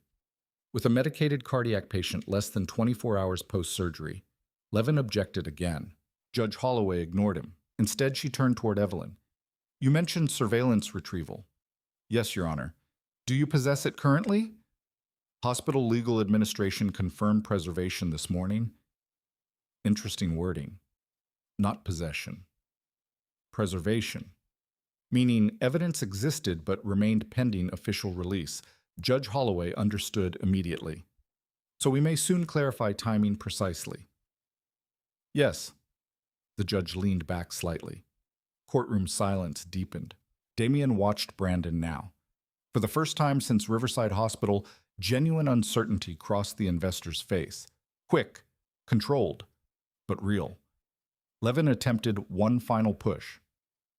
Your Honor, this is still fundamentally emotional conflict disguised as commercial concern. Judge Holloway looked directly at Damien then. Mr. Simmons. Damien straightened slightly. You financed Mr. Carter's surgery. Yes, ma'am. Why, simple question. Yet the courtroom felt suddenly very quiet, waiting for the answer. Damien spoke calmly. Because Vanessa called me crying at 1 a.m, saying her father would die without immediate surgery. No dramatic tone, no bitterness, just truth. Judge Holloway studied him for several seconds. And when did you learn Mr. Pierce was involved with Miss Carter recovery room? A faint reaction moved through the courtroom audience behind them. Even Levin stopped speaking for a moment. The judge glanced toward Vanessa now. Miss Carter avoided eye contact entirely. Interesting. Judge Holloway folded both hands together. This court has significant concerns regarding potential coercive financial activity involving a medically compromised individual. Levin immediately rose again. Your Honor, I'm not finished. The courtroom froze. Judge Holloway continued calmly. Pending review of surveillance materials and medication records, this court issues temporary restraint against execution of any ownership transfer, restructuring authority, or operational control modifications involving Carter Medical Supply. There it was. First real crack. Levin objected immediately. Brandon stayed silent now, very silent, because he understood exactly what temporary restraints meant. Delay, scrutiny, discovery. Evelyn sat beside Damien again without visible emotion, but he noticed the tiny satisfaction in her eyes. Controlled victory. The hearing adjourned 20 minutes later. People began filing out slowly beneath murmured conversations and shuffling paperwork. Brandon approached before Damien could leave. No smile this time. Interesting. You're making a mistake, Brandon said quietly. Damien buttoned his suit jacket calmly. Maybe. You think this ends well for anyone? Damien looked at him steadily. You brought contracts into a cardiac recovery ward. Brandon's jaw tightened. You don't understand business. No, Damien said softly. I understand timing. For the first time, Brandon had no polished response ready. And as Damien walked out of Franklin County Courthouse beside Evelyn Brooks, he realized something important.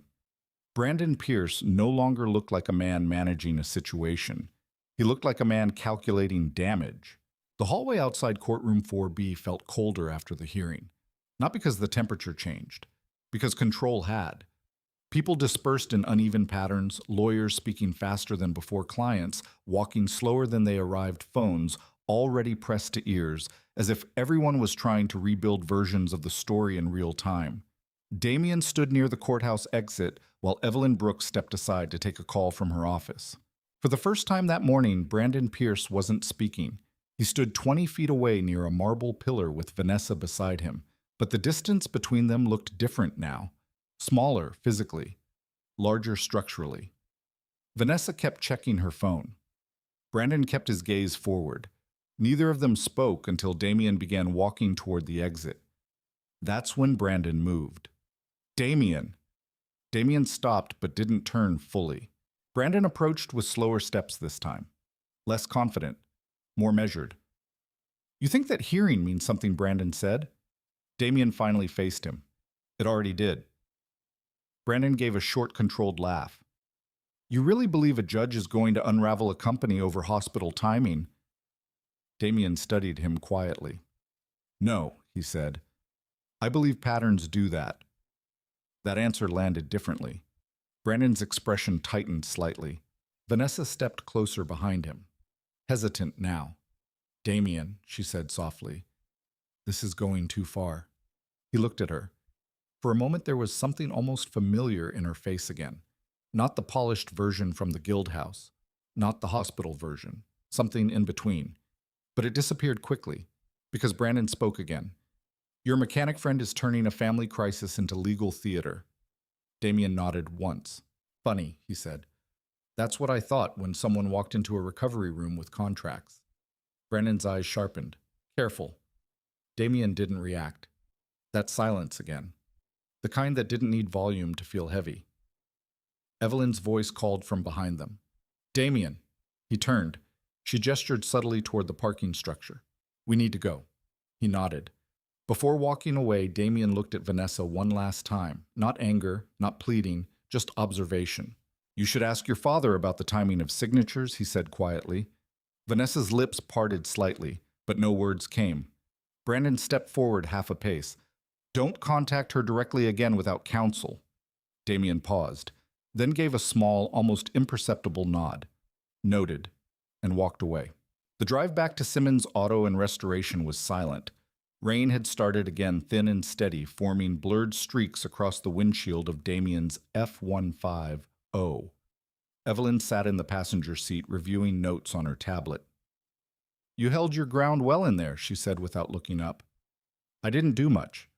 That's exactly why it worked. Damien glanced at her. Evelyn continued. Brandon expected emotion, anger, collapse, anything reactive, and I didn't give him that. No, she said. You gave him something worse. Damien didn't respond.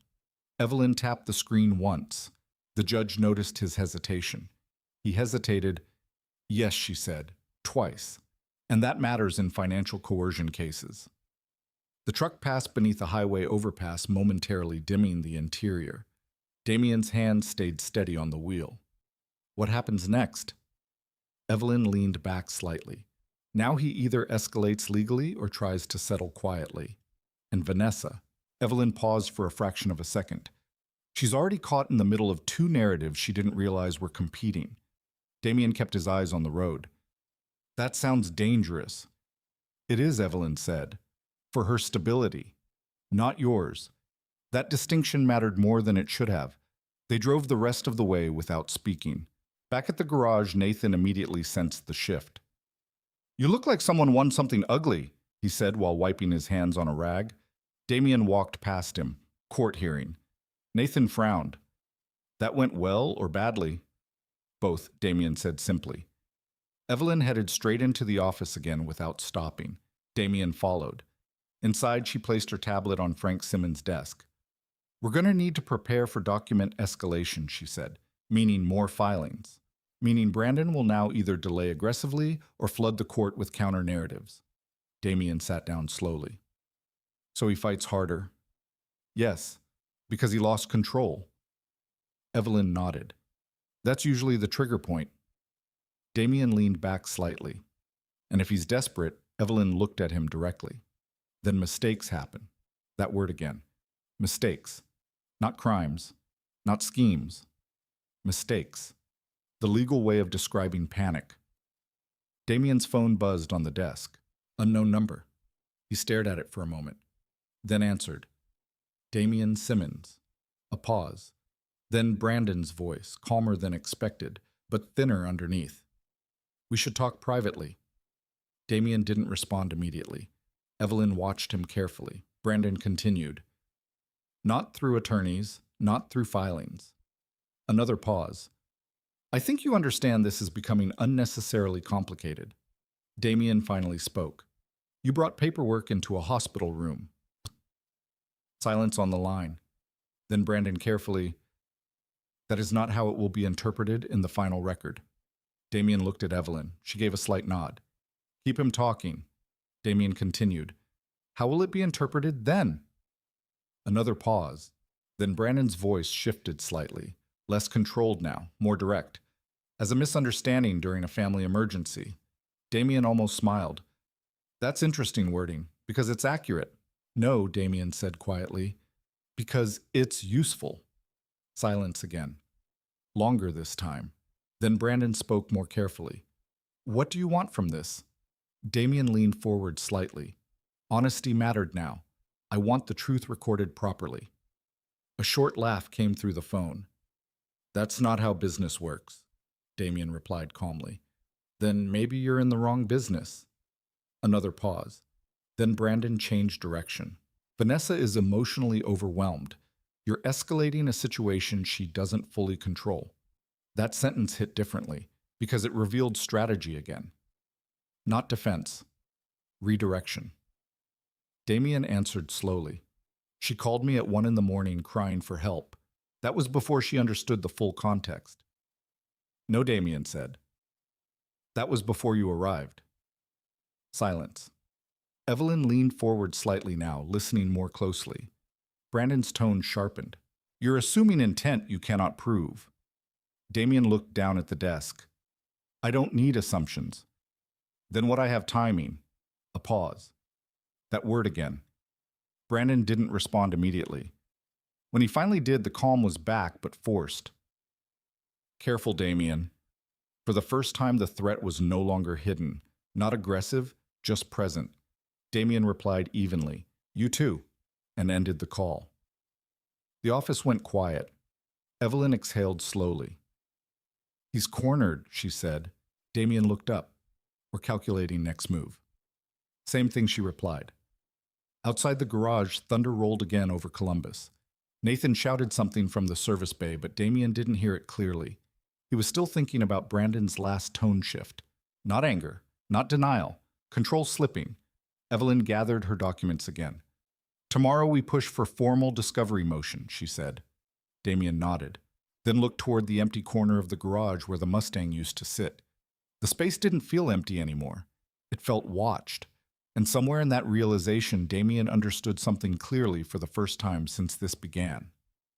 Brandon Pierce was no longer building a plan. He was reacting to one. The Fifth Third Bank building downtown Columbus looked the same as it always did, glass exterior, clean lobby, quiet security presence. But inside the executive conference room on the 14th floor, nothing felt routine. Damien sat at the far end of a polished oak table. Evelyn Brooks sat beside him.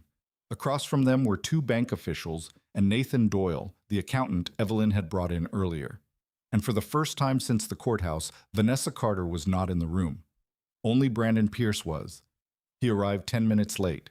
No apology. Just a brief nod as he took his seat like delays were a normal extension of authority. Brandon placed a slim black folder on the table. Confident again. Rebuilt. Or pretending to be. Let's keep this productive, he said smoothly. The bank officer, a middle-aged woman named Carla Jennings, adjusted her glasses. We're here to clarify recent activity involving Carter Medical Supply LLC accounts and associated restructuring proposals. Brandon nodded. Correct. Evelyn slid a single document forward. We'll start with this. The room shifted slightly. Damien didn't speak. He didn't need to. Evelyn did what she always did. She let silence apply pressure before words did. This is a UCC preliminary filing submitted 72 hours after Mr. Carter's surgery, she said. Brandon responded instantly. As part of standard restructuring preparation. Evelyn looked up. Submitted while the owner was under post-operative sedation. Brandon's expression didn't change. That timing is irrelevant. Not to this court record, Evelyn replied. The bank officer glanced down at the document again. Nathan Doyle leaned slightly forward, studying figures on his tablet. Damien watched Brandon carefully. Still controlled, still polished, but not as relaxed as before. Evelyn continued. This filing establishes secured creditor positioning over assets that were not disclosed to Mr. Carter in any informed capacity. Brandon finally leaned back. Walter Carter was advised. By whom, Evelyn asked immediately. A pause. Too long. Brandon chose his words carefully. Consultants working with the family. Damien finally spoke for the first time in the room. While he was under medication, Brandon turned toward him. Medical status does not eliminate financial necessity. That answer was technically correct and carefully evasive. Evelyn tapped the second document. Then explain this. A bank account ledger appeared on the screen. Outgoing transfers. Multiple entries, all tied to Pierce Strategic Capital accounts. The bank officer leaned closer. These transfers were not disclosed in initial restructuring disclosures, she said. Brandon nodded. Bridge capital movement. Evelyn interrupted. To cover what silence? Brandon adjusted his cufflink. To stabilize liquidity. Damien noticed it again. The phrasing shift. Never direct, always abstract. Evelyn leaned forward slightly. Or to cover prior obligations, Brandon looked at her. No. The answer came too quickly this time. Evelyn didn't react. Instead, she turned the laptop toward the bank officer. Then perhaps you can explain why Pierce Strategic Capital liquidated 2 commercial assets within the same 30-day window. The room went quiet. Nathan glanced at Damien. Damien didn't move. The bank officer frowned. We weren't provided notice of these asset sales in the restructuring overview. Brandon spoke calmly. Those assets were unrelated to Carter Medical Supply.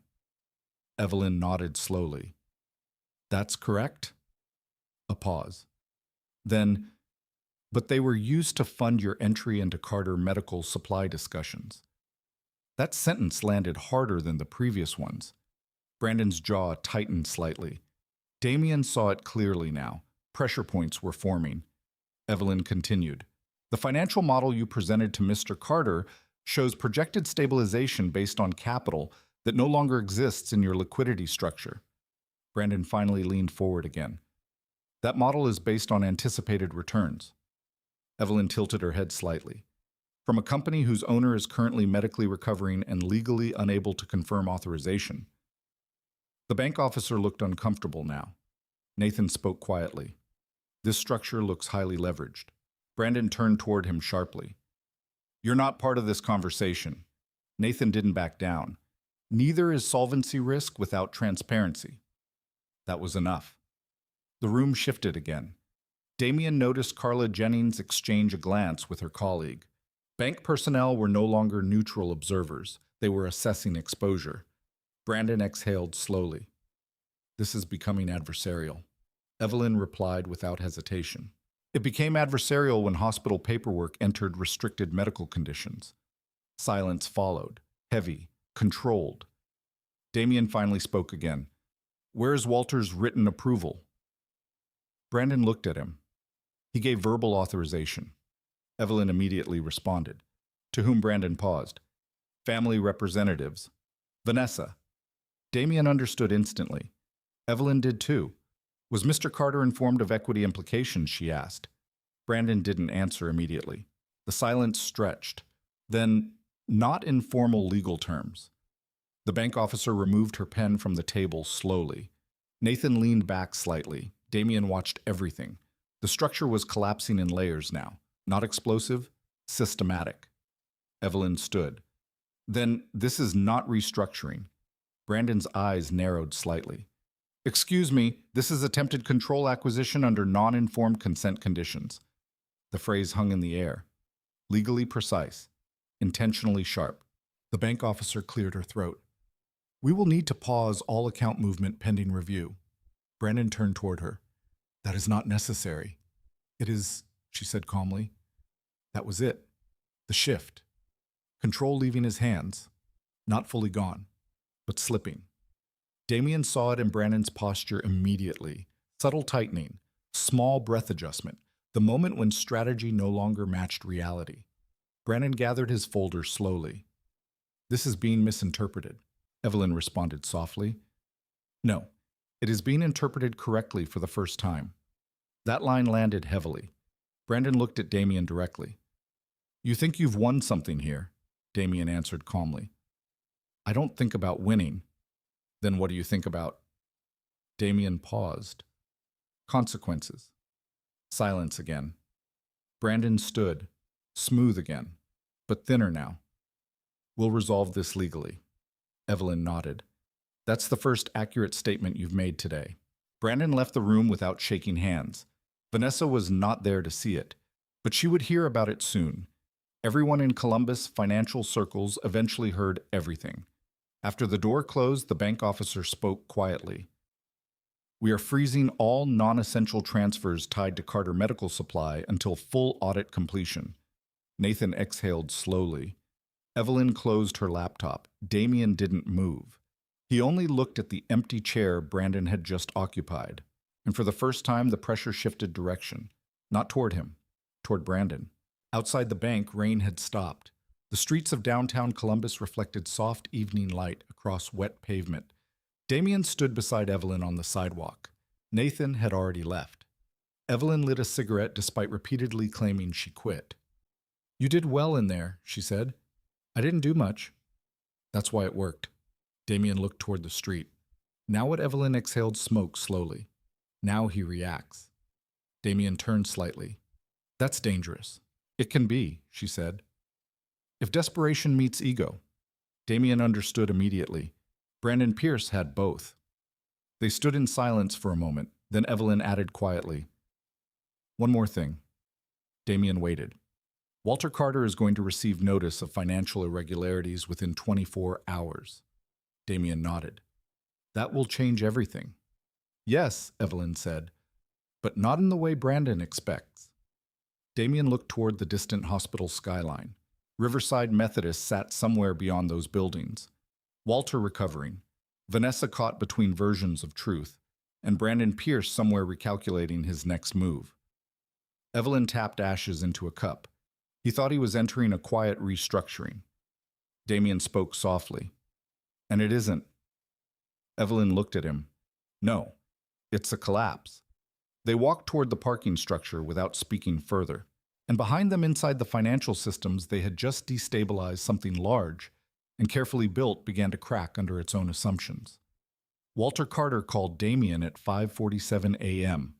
Not Vanessa. Not Brandon. "Walter." Damien answered before the second ring finished. "Kid, you awake? I am now." Walter's breathing sounded heavier than before, but steadier than the hospital machines had suggested days earlier. "I need you to come by the house," Walter said. A pause. "Not the hospital. Home." Damien sat up on the edge of his bed inside the small apartment above Simmons Auto and Restoration. "I'll be there in an hour." "No," Walter said quickly. "Tonight. After dark. And don't tell Vanessa." That last part changed Damien's posture immediately. He stood. Why Walter didn't answer directly. Instead, his voice lowered. "There are things I should have asked questions about earlier." Silence followed. Damien understood without being told. Something had shifted inside Walter Carter. Awareness arriving late, but arriving fully. "I'll come," Damien said quietly. The line ended. By 7:12 p.m., Damien parked outside Walter Carter's house in Upper Arlington, a modest 2-story brick home, well-kept lawn, no luxury but comfort. Vanessa grew up here. Before corporate meetings, before investors, before Brandon Pierce. Walter opened the door before Damien knocked. He looked thinner than in the hospital, but his posture was different, more upright, more alert, less sedated. "Come in," Walter said. Inside the house smelled like herbal tea and old wood furniture. Vanessa's childhood photos still lined the hallway. Damien noticed something immediately as he stepped inside. No Brandon, no Vanessa, just Walter. That mattered. Walter closed the door slowly behind him. "I saw something today," he said. Damien didn't sit yet. Walter walked toward the living room table. A stack of printed documents sat there. Bank notices, legal summaries, Evelyn Brooks filings, and something else. A hospital discharge report. Damien frowned slightly. "Where did you get those?" Walter sat down heavily. "From Vanessa." That name landed quietly in the room. Not dramatic, but dense. Walter rubbed his forehead slowly. "She said everything was routine," he muttered. "Just restructuring. Temporary adjustments. Standard investor support." Damien remained standing. Walter looked up at him. "Then why did a bank officer call me this morning asking if I authorized emergency secured creditor positioning while I was under sedation silence?" Heavy. Direct. Damien didn't answer immediately. Walter continued. "They said my signature appeared on preliminary restructuring authority." Another pause. "I don't remember signing anything."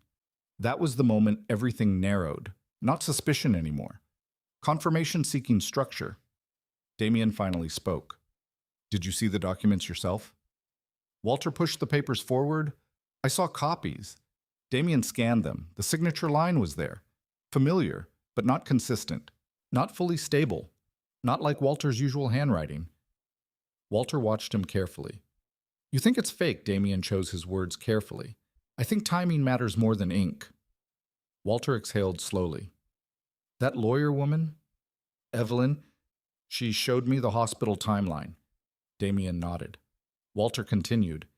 And then I remembered something. He tapped the table lightly. Brandon wasn't just there to help Vanessa. Damien stayed silent. Walter looked up. He was there before I even woke up from surgery. That detail mattered, because before awareness meant before consent. Walter leaned forward slightly. Why would someone need that much access during recovery? Damien answered honestly. To move decisions faster than clarity arrives. Walter nodded slowly. That's what it felt like. Silence stretched again. Then Walter said something Damien didn't expect. I trusted him because Vanessa trusted him. That sentence carried weight. Not blame, just realization. Walter leaned back in the chair.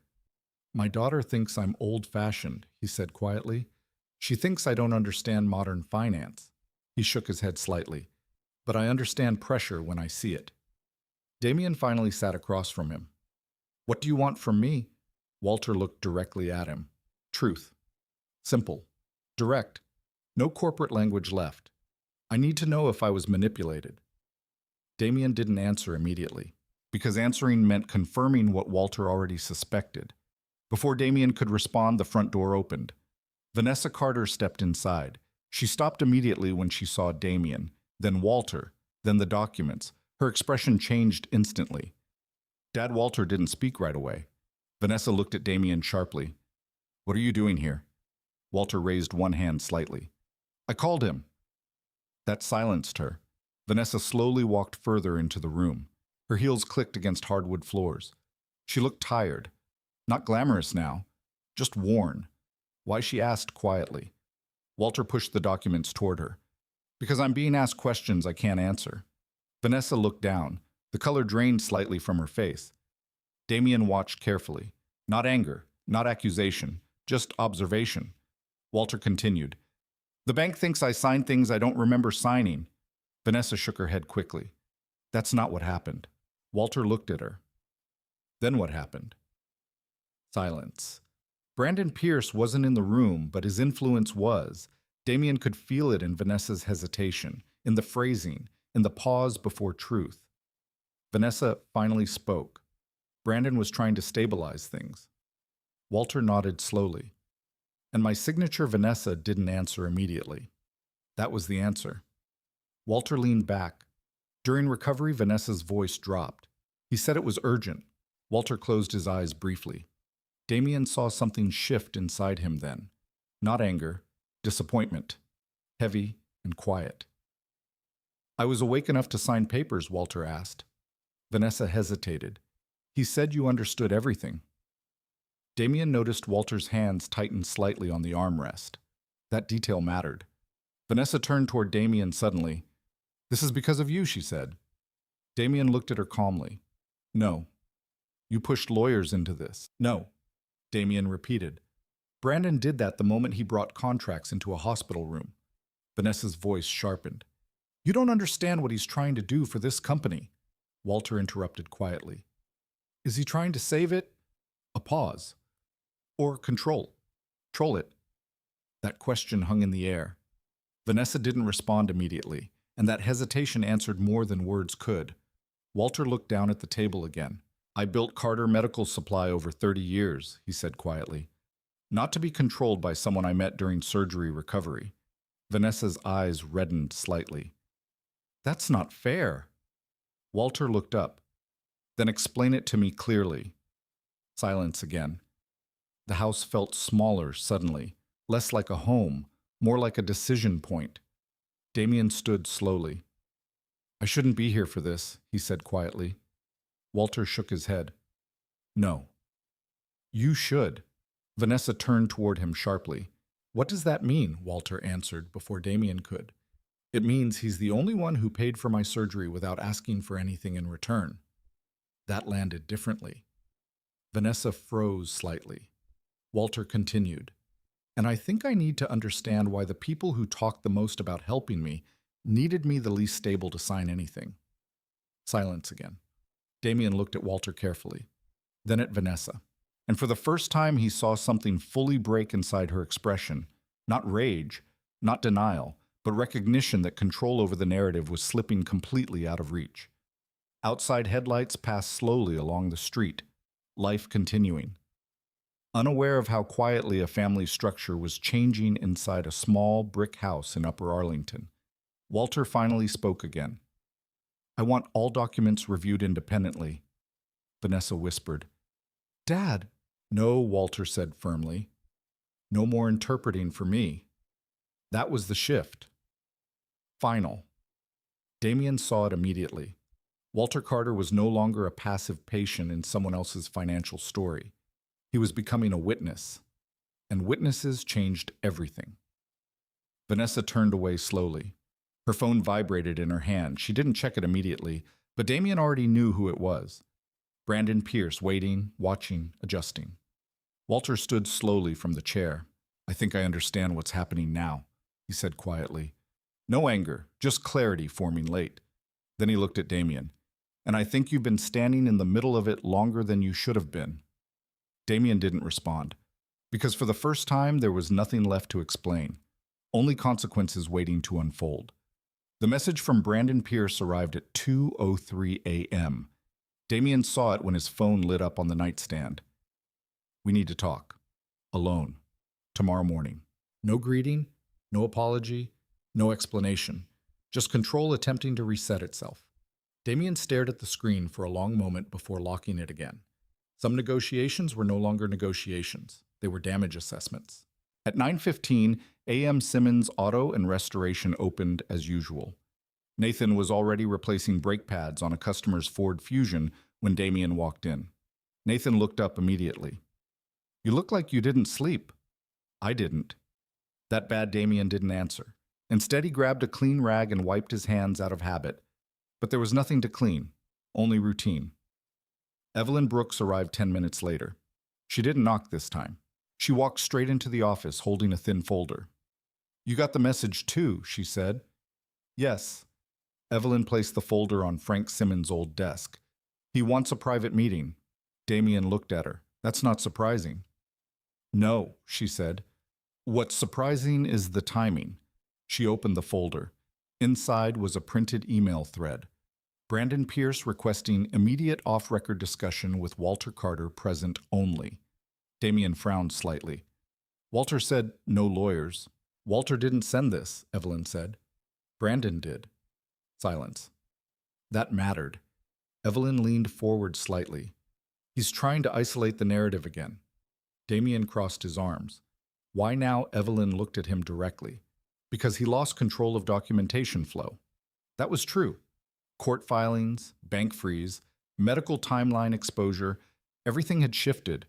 Brandon was no longer shaping events, he was reacting to them. Evelyn continued. "He needs direct access to Walter before independent review solidifies." Damien understood immediately. If Walter reviews everything with full context, then Brandon loses leverage completely. Evelyn finished. Damien looked toward the garage floor. "So he wants one more conversation." "Yes," Evelyn said. "Without me. Without court oversight. Without bank supervision."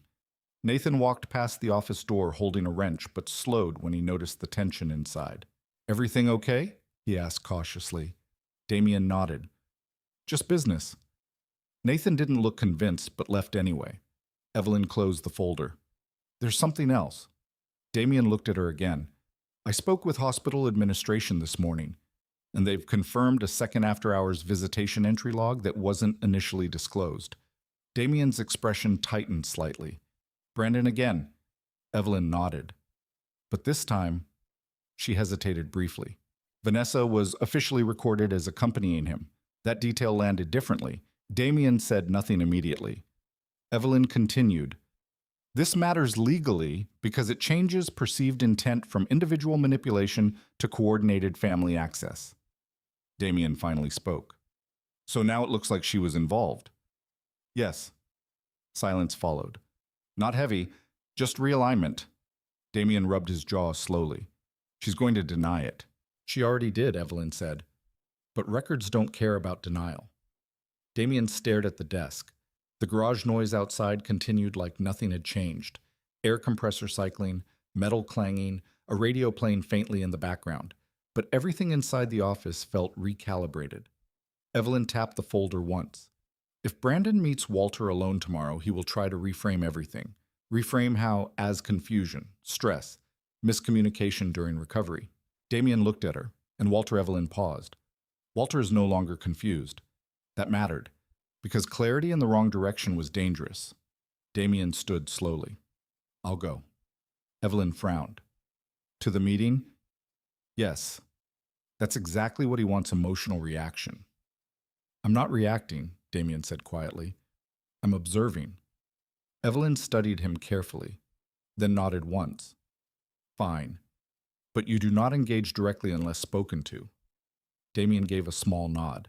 The meeting was scheduled for 11 a.m. at a private conference room inside the Dresden building downtown. Neutral location, corporate environment. Brandon's preference. Damien arrived first. He didn't sit. He stood near the glass wall overlooking Columbus traffic below. Evelyn arrived 5 minutes later. Walter Carter arrived at 10:58. He moved slower than before but steadier. No hospital gown now. No IV lines. Just a dark coat and tired eyes that had shifted from confusion into something sharper. Recognition. Vanessa arrived last. She didn't look at Damien, not once. At 11 o'clock exactly, Brandon Pierce entered. Same suit structure, same controlled posture. But Damien noticed something immediately. Less confidence in the eyes, more calculation in the movement. Brandon sat first. Let's make this simple, he said. Evelyn remained standing. Walter didn't sit immediately. Damien stayed near the window. Brandon looked at Walter. You've received a lot of conflicting information recently. Walter didn't respond. Brandon continued. Hospital recovery periods are notoriously confusing. Medication affects memory. Family members sometimes misunderstand administrative processes. He spoke like a man rebuilding reality one sentence at a time. Evelyn interrupted calmly. Or documentation reflects accurate timestamps. Brandon didn't look at her. This is not a legal proceeding. It becomes one the moment signatures are disputed, Evelyn replied. Silence. Brandon exhaled slowly. Walter, he said, turning his attention now. I want to ensure you understand that everything I did was in your company's best interest. Walter finally spoke. No. The single word cut through the room cleanly. Brandon blinked once. I'm sorry. Walter looked directly at him. You were in my hospital room. Brandon smiled slightly. To support your recovery. Walter shook his head slowly. No. You were there to support paperwork. Silence again. Damien watched carefully. Brandon adjusted his posture slightly. That is a misunderstanding. Walter stepped forward one pace. I asked my doctor yesterday about timing of signatures. Vanessa shifted slightly behind Brandon. Damien noticed immediately. Walter continued. They told me I was under medication that affects decision clarity. Brandon's jaw tightened subtly. That doesn't mean you were incapable. Walter nodded. It means I should not have been asked. Silence deepened. Evelyn spoke quietly. And any reasonable restructuring professional would avoid such conditions. Brandon finally looked at her. This is being framed unfairly. Evelyn didn't react. It is being documented accurately.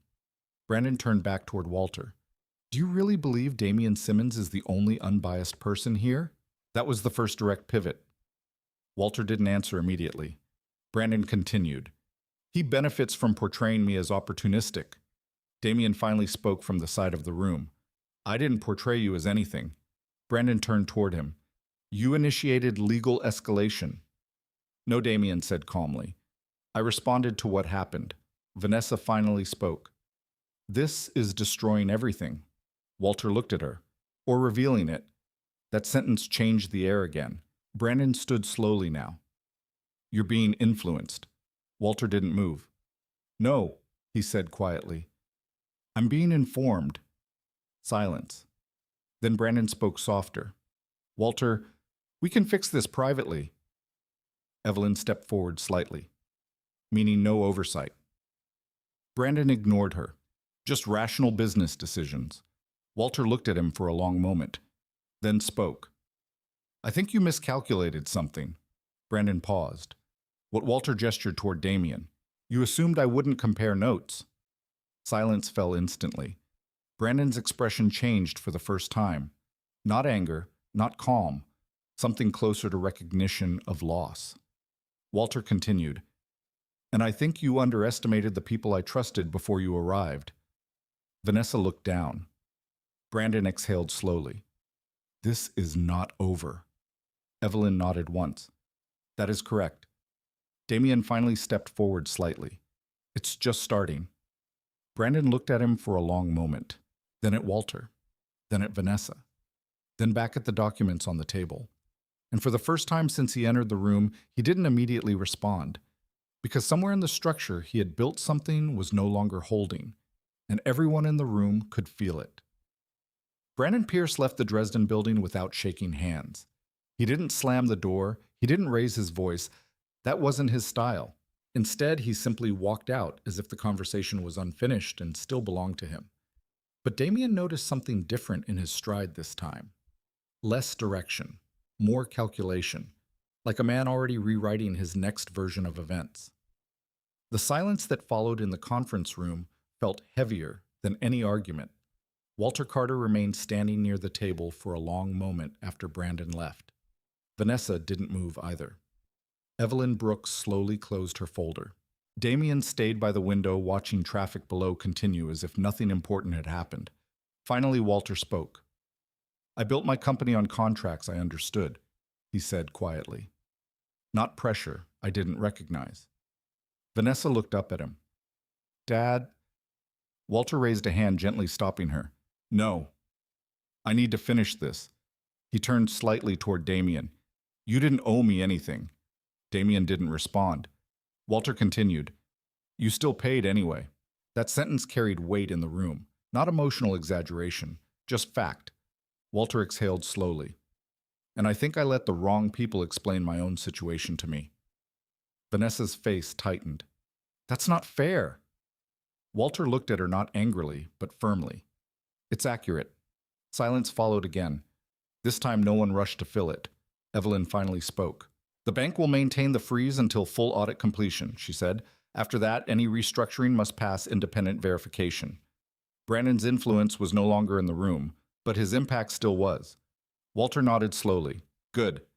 Vanessa looked between all of them. This is going to destroy the company's reputation. Evelyn responded calmly. No, she said. What destroys companies is hidden control. Transparency is uncomfortable, but it stabilizes long-term systems. Damien finally turned away from the window. He looked at Vanessa. For the first time in days, there was no anger in his expression, only clarity. This was never about destroying your family business, he said quietly. It was about stopping someone from taking it while your father couldn't fully defend it. Vanessa shook her head slightly. You made it public. No, Damien replied. Brandon did that when he entered a hospital room with legal paperwork. That sentence didn't land like an attack. It landed like structure. Walter slowly sat down at the table again. His hands rested on the wood surface. I don't want war between anyone, he said quietly. Evelyn nodded. Then don't frame this as war, she said. Frame it as correction. Silence again. But this time it felt different, less tense, more final. Vanessa stepped back slightly, leaning against the edge of the table. Her voice was quieter now. What happens now? Evelyn answered first. Now accountants verify what happened. Lawyers verify what was signed. Banks verify what was authorized. She paused. And then consequences follow structure. Walter looked down at his hands. I should have asked more questions earlier. Damien spoke gently. You were recovering from heart surgery. That doesn't erase responsibility, Walter said. No, Damien agreed, but it explains vulnerability. That word changed something in Walter's expression. Vulnerability. Not weakness, not failure, just human limitation at the wrong time. Vanessa finally spoke again. I didn't know it was happening like this, she said quietly. Evelyn didn't interrupt. Damien didn't either. Walter looked at his daughter. I believe you didn't see the full picture, he said slowly. That wasn't forgiveness, but it wasn't rejection either. Vanessa's shoulders loosened slightly. Outside the glass walls of the conference room, Columbus moved on cars, turning people, walking businesses, opening and closing like nothing had shifted at all. But inside that room, something had settled. Not resolved, but defined. 2 weeks later, Simmons Auto and Restoration felt different again. Not louder, not busier, more stable. The legal noise had moved into paperwork channels Evelyn controlled. The bank audits were ongoing.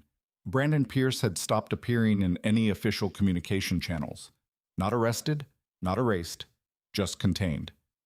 Damien stood inside the garage early morning watching Nathan align a restored engine block into place. Nathan glanced over. So, that's it. Damien tightened a bolt calmly. That's not how these things end. Nathan frowned. How do they end? Then, Damien looked toward the empty corner of the garage, the space where the Mustang used to sit. Slowly, he said. Nathan nodded like he understood even if he didn't fully. Later that afternoon, Walter Carter visited the garage. No hospital escort, no corporate pressure. Just an older man walking carefully into a space filled with tools, noise, and oil. He stopped near Damien's workbench. This place is smaller than I expected, Walter said. Damien glanced up briefly. It's bigger when it's busy. Walter almost smiled. Almost. He looked around slowly. You saved my life, he said quietly. Damien shook his head once. I paid for surgery, he corrected. Walter nodded.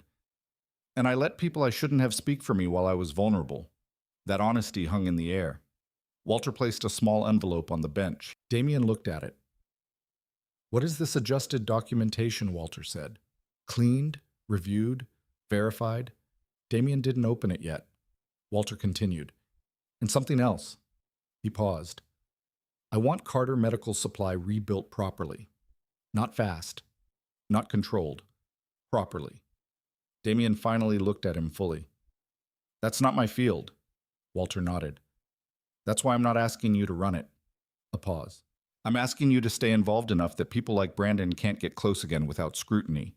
Damien didn't answer immediately. Evelyn's voice echoed in his memory. Facts positioned correctly. He understood now what that meant in real life. Not control. Not revenge. Structure, protection. Finally, Damien nodded once. Okay. Walter exhaled slowly. Good. He turned to leave, then stopped. One more thing. Damien looked at him. Walter hesitated. The Mustang. Damien paused. I know, Walter said quietly. You sold it for me. Damien said nothing. Walter nodded once. I'll never forget that. Then he left the garage the same way he entered, slowly, carefully, quietly. No drama, no closure speech, just acknowledgement. That evening, Damien stood alone in the garage after closing hours. The fluorescent lights hummed softly above him. The empty corner space remained where the Mustang used to sit, but it didn't feel hollow anymore. It felt like something had passed through it and left a permanent mark. His phone buzzed. Unknown number. He answered. Damien Simmons. A pause. Then Vanessa's voice, quieter than before. I heard my dad came by. Yes. Another pause. He's different now, she said. Damien didn't respond immediately. Is that bad? He asked. Vanessa hesitated. I don't know yet. Silence stretched. Then she added softly. I didn't see it clearly, Damien. I know, he said. Another pause. I'm sorry, she whispered. Damien looked at the empty garage space. Not the Mustang, not the past. Just the space. I know, he said again. And for the first time since everything started, there was nothing more to argue about. No leverage left to extract. No narrative left to fight over. Just consequences settling into place quietly. Vanessa ended the call. Damien stood there for a long moment afterward, then turned off the lights. The garage went dark. Not empty. Just finished. People rarely lose everything in a single moment. It happens slowly, when trust is replaced with convenience, when truth is delayed by comfort, and when decisions are made while clarity is absent. Damien didn't win because he was louder or more powerful. He won because he stayed consistent when others shifted under pressure. He documented instead of reacting. He observed instead of assuming. And when truth finally mattered, It already existed in a form that could not be erased. In real life, not every betrayal is dramatic. Some are procedural. Some happen in silence through timing signatures and assumptions made during vulnerable moments. The hardest lesson is this: stability is not proven when things are easy. It is proven when pressure arrives and people reveal what they are willing to do with it. Take a moment to think about this in your own life.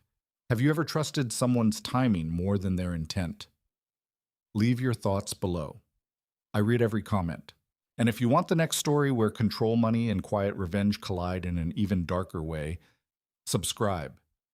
The next one starts where this silence ends.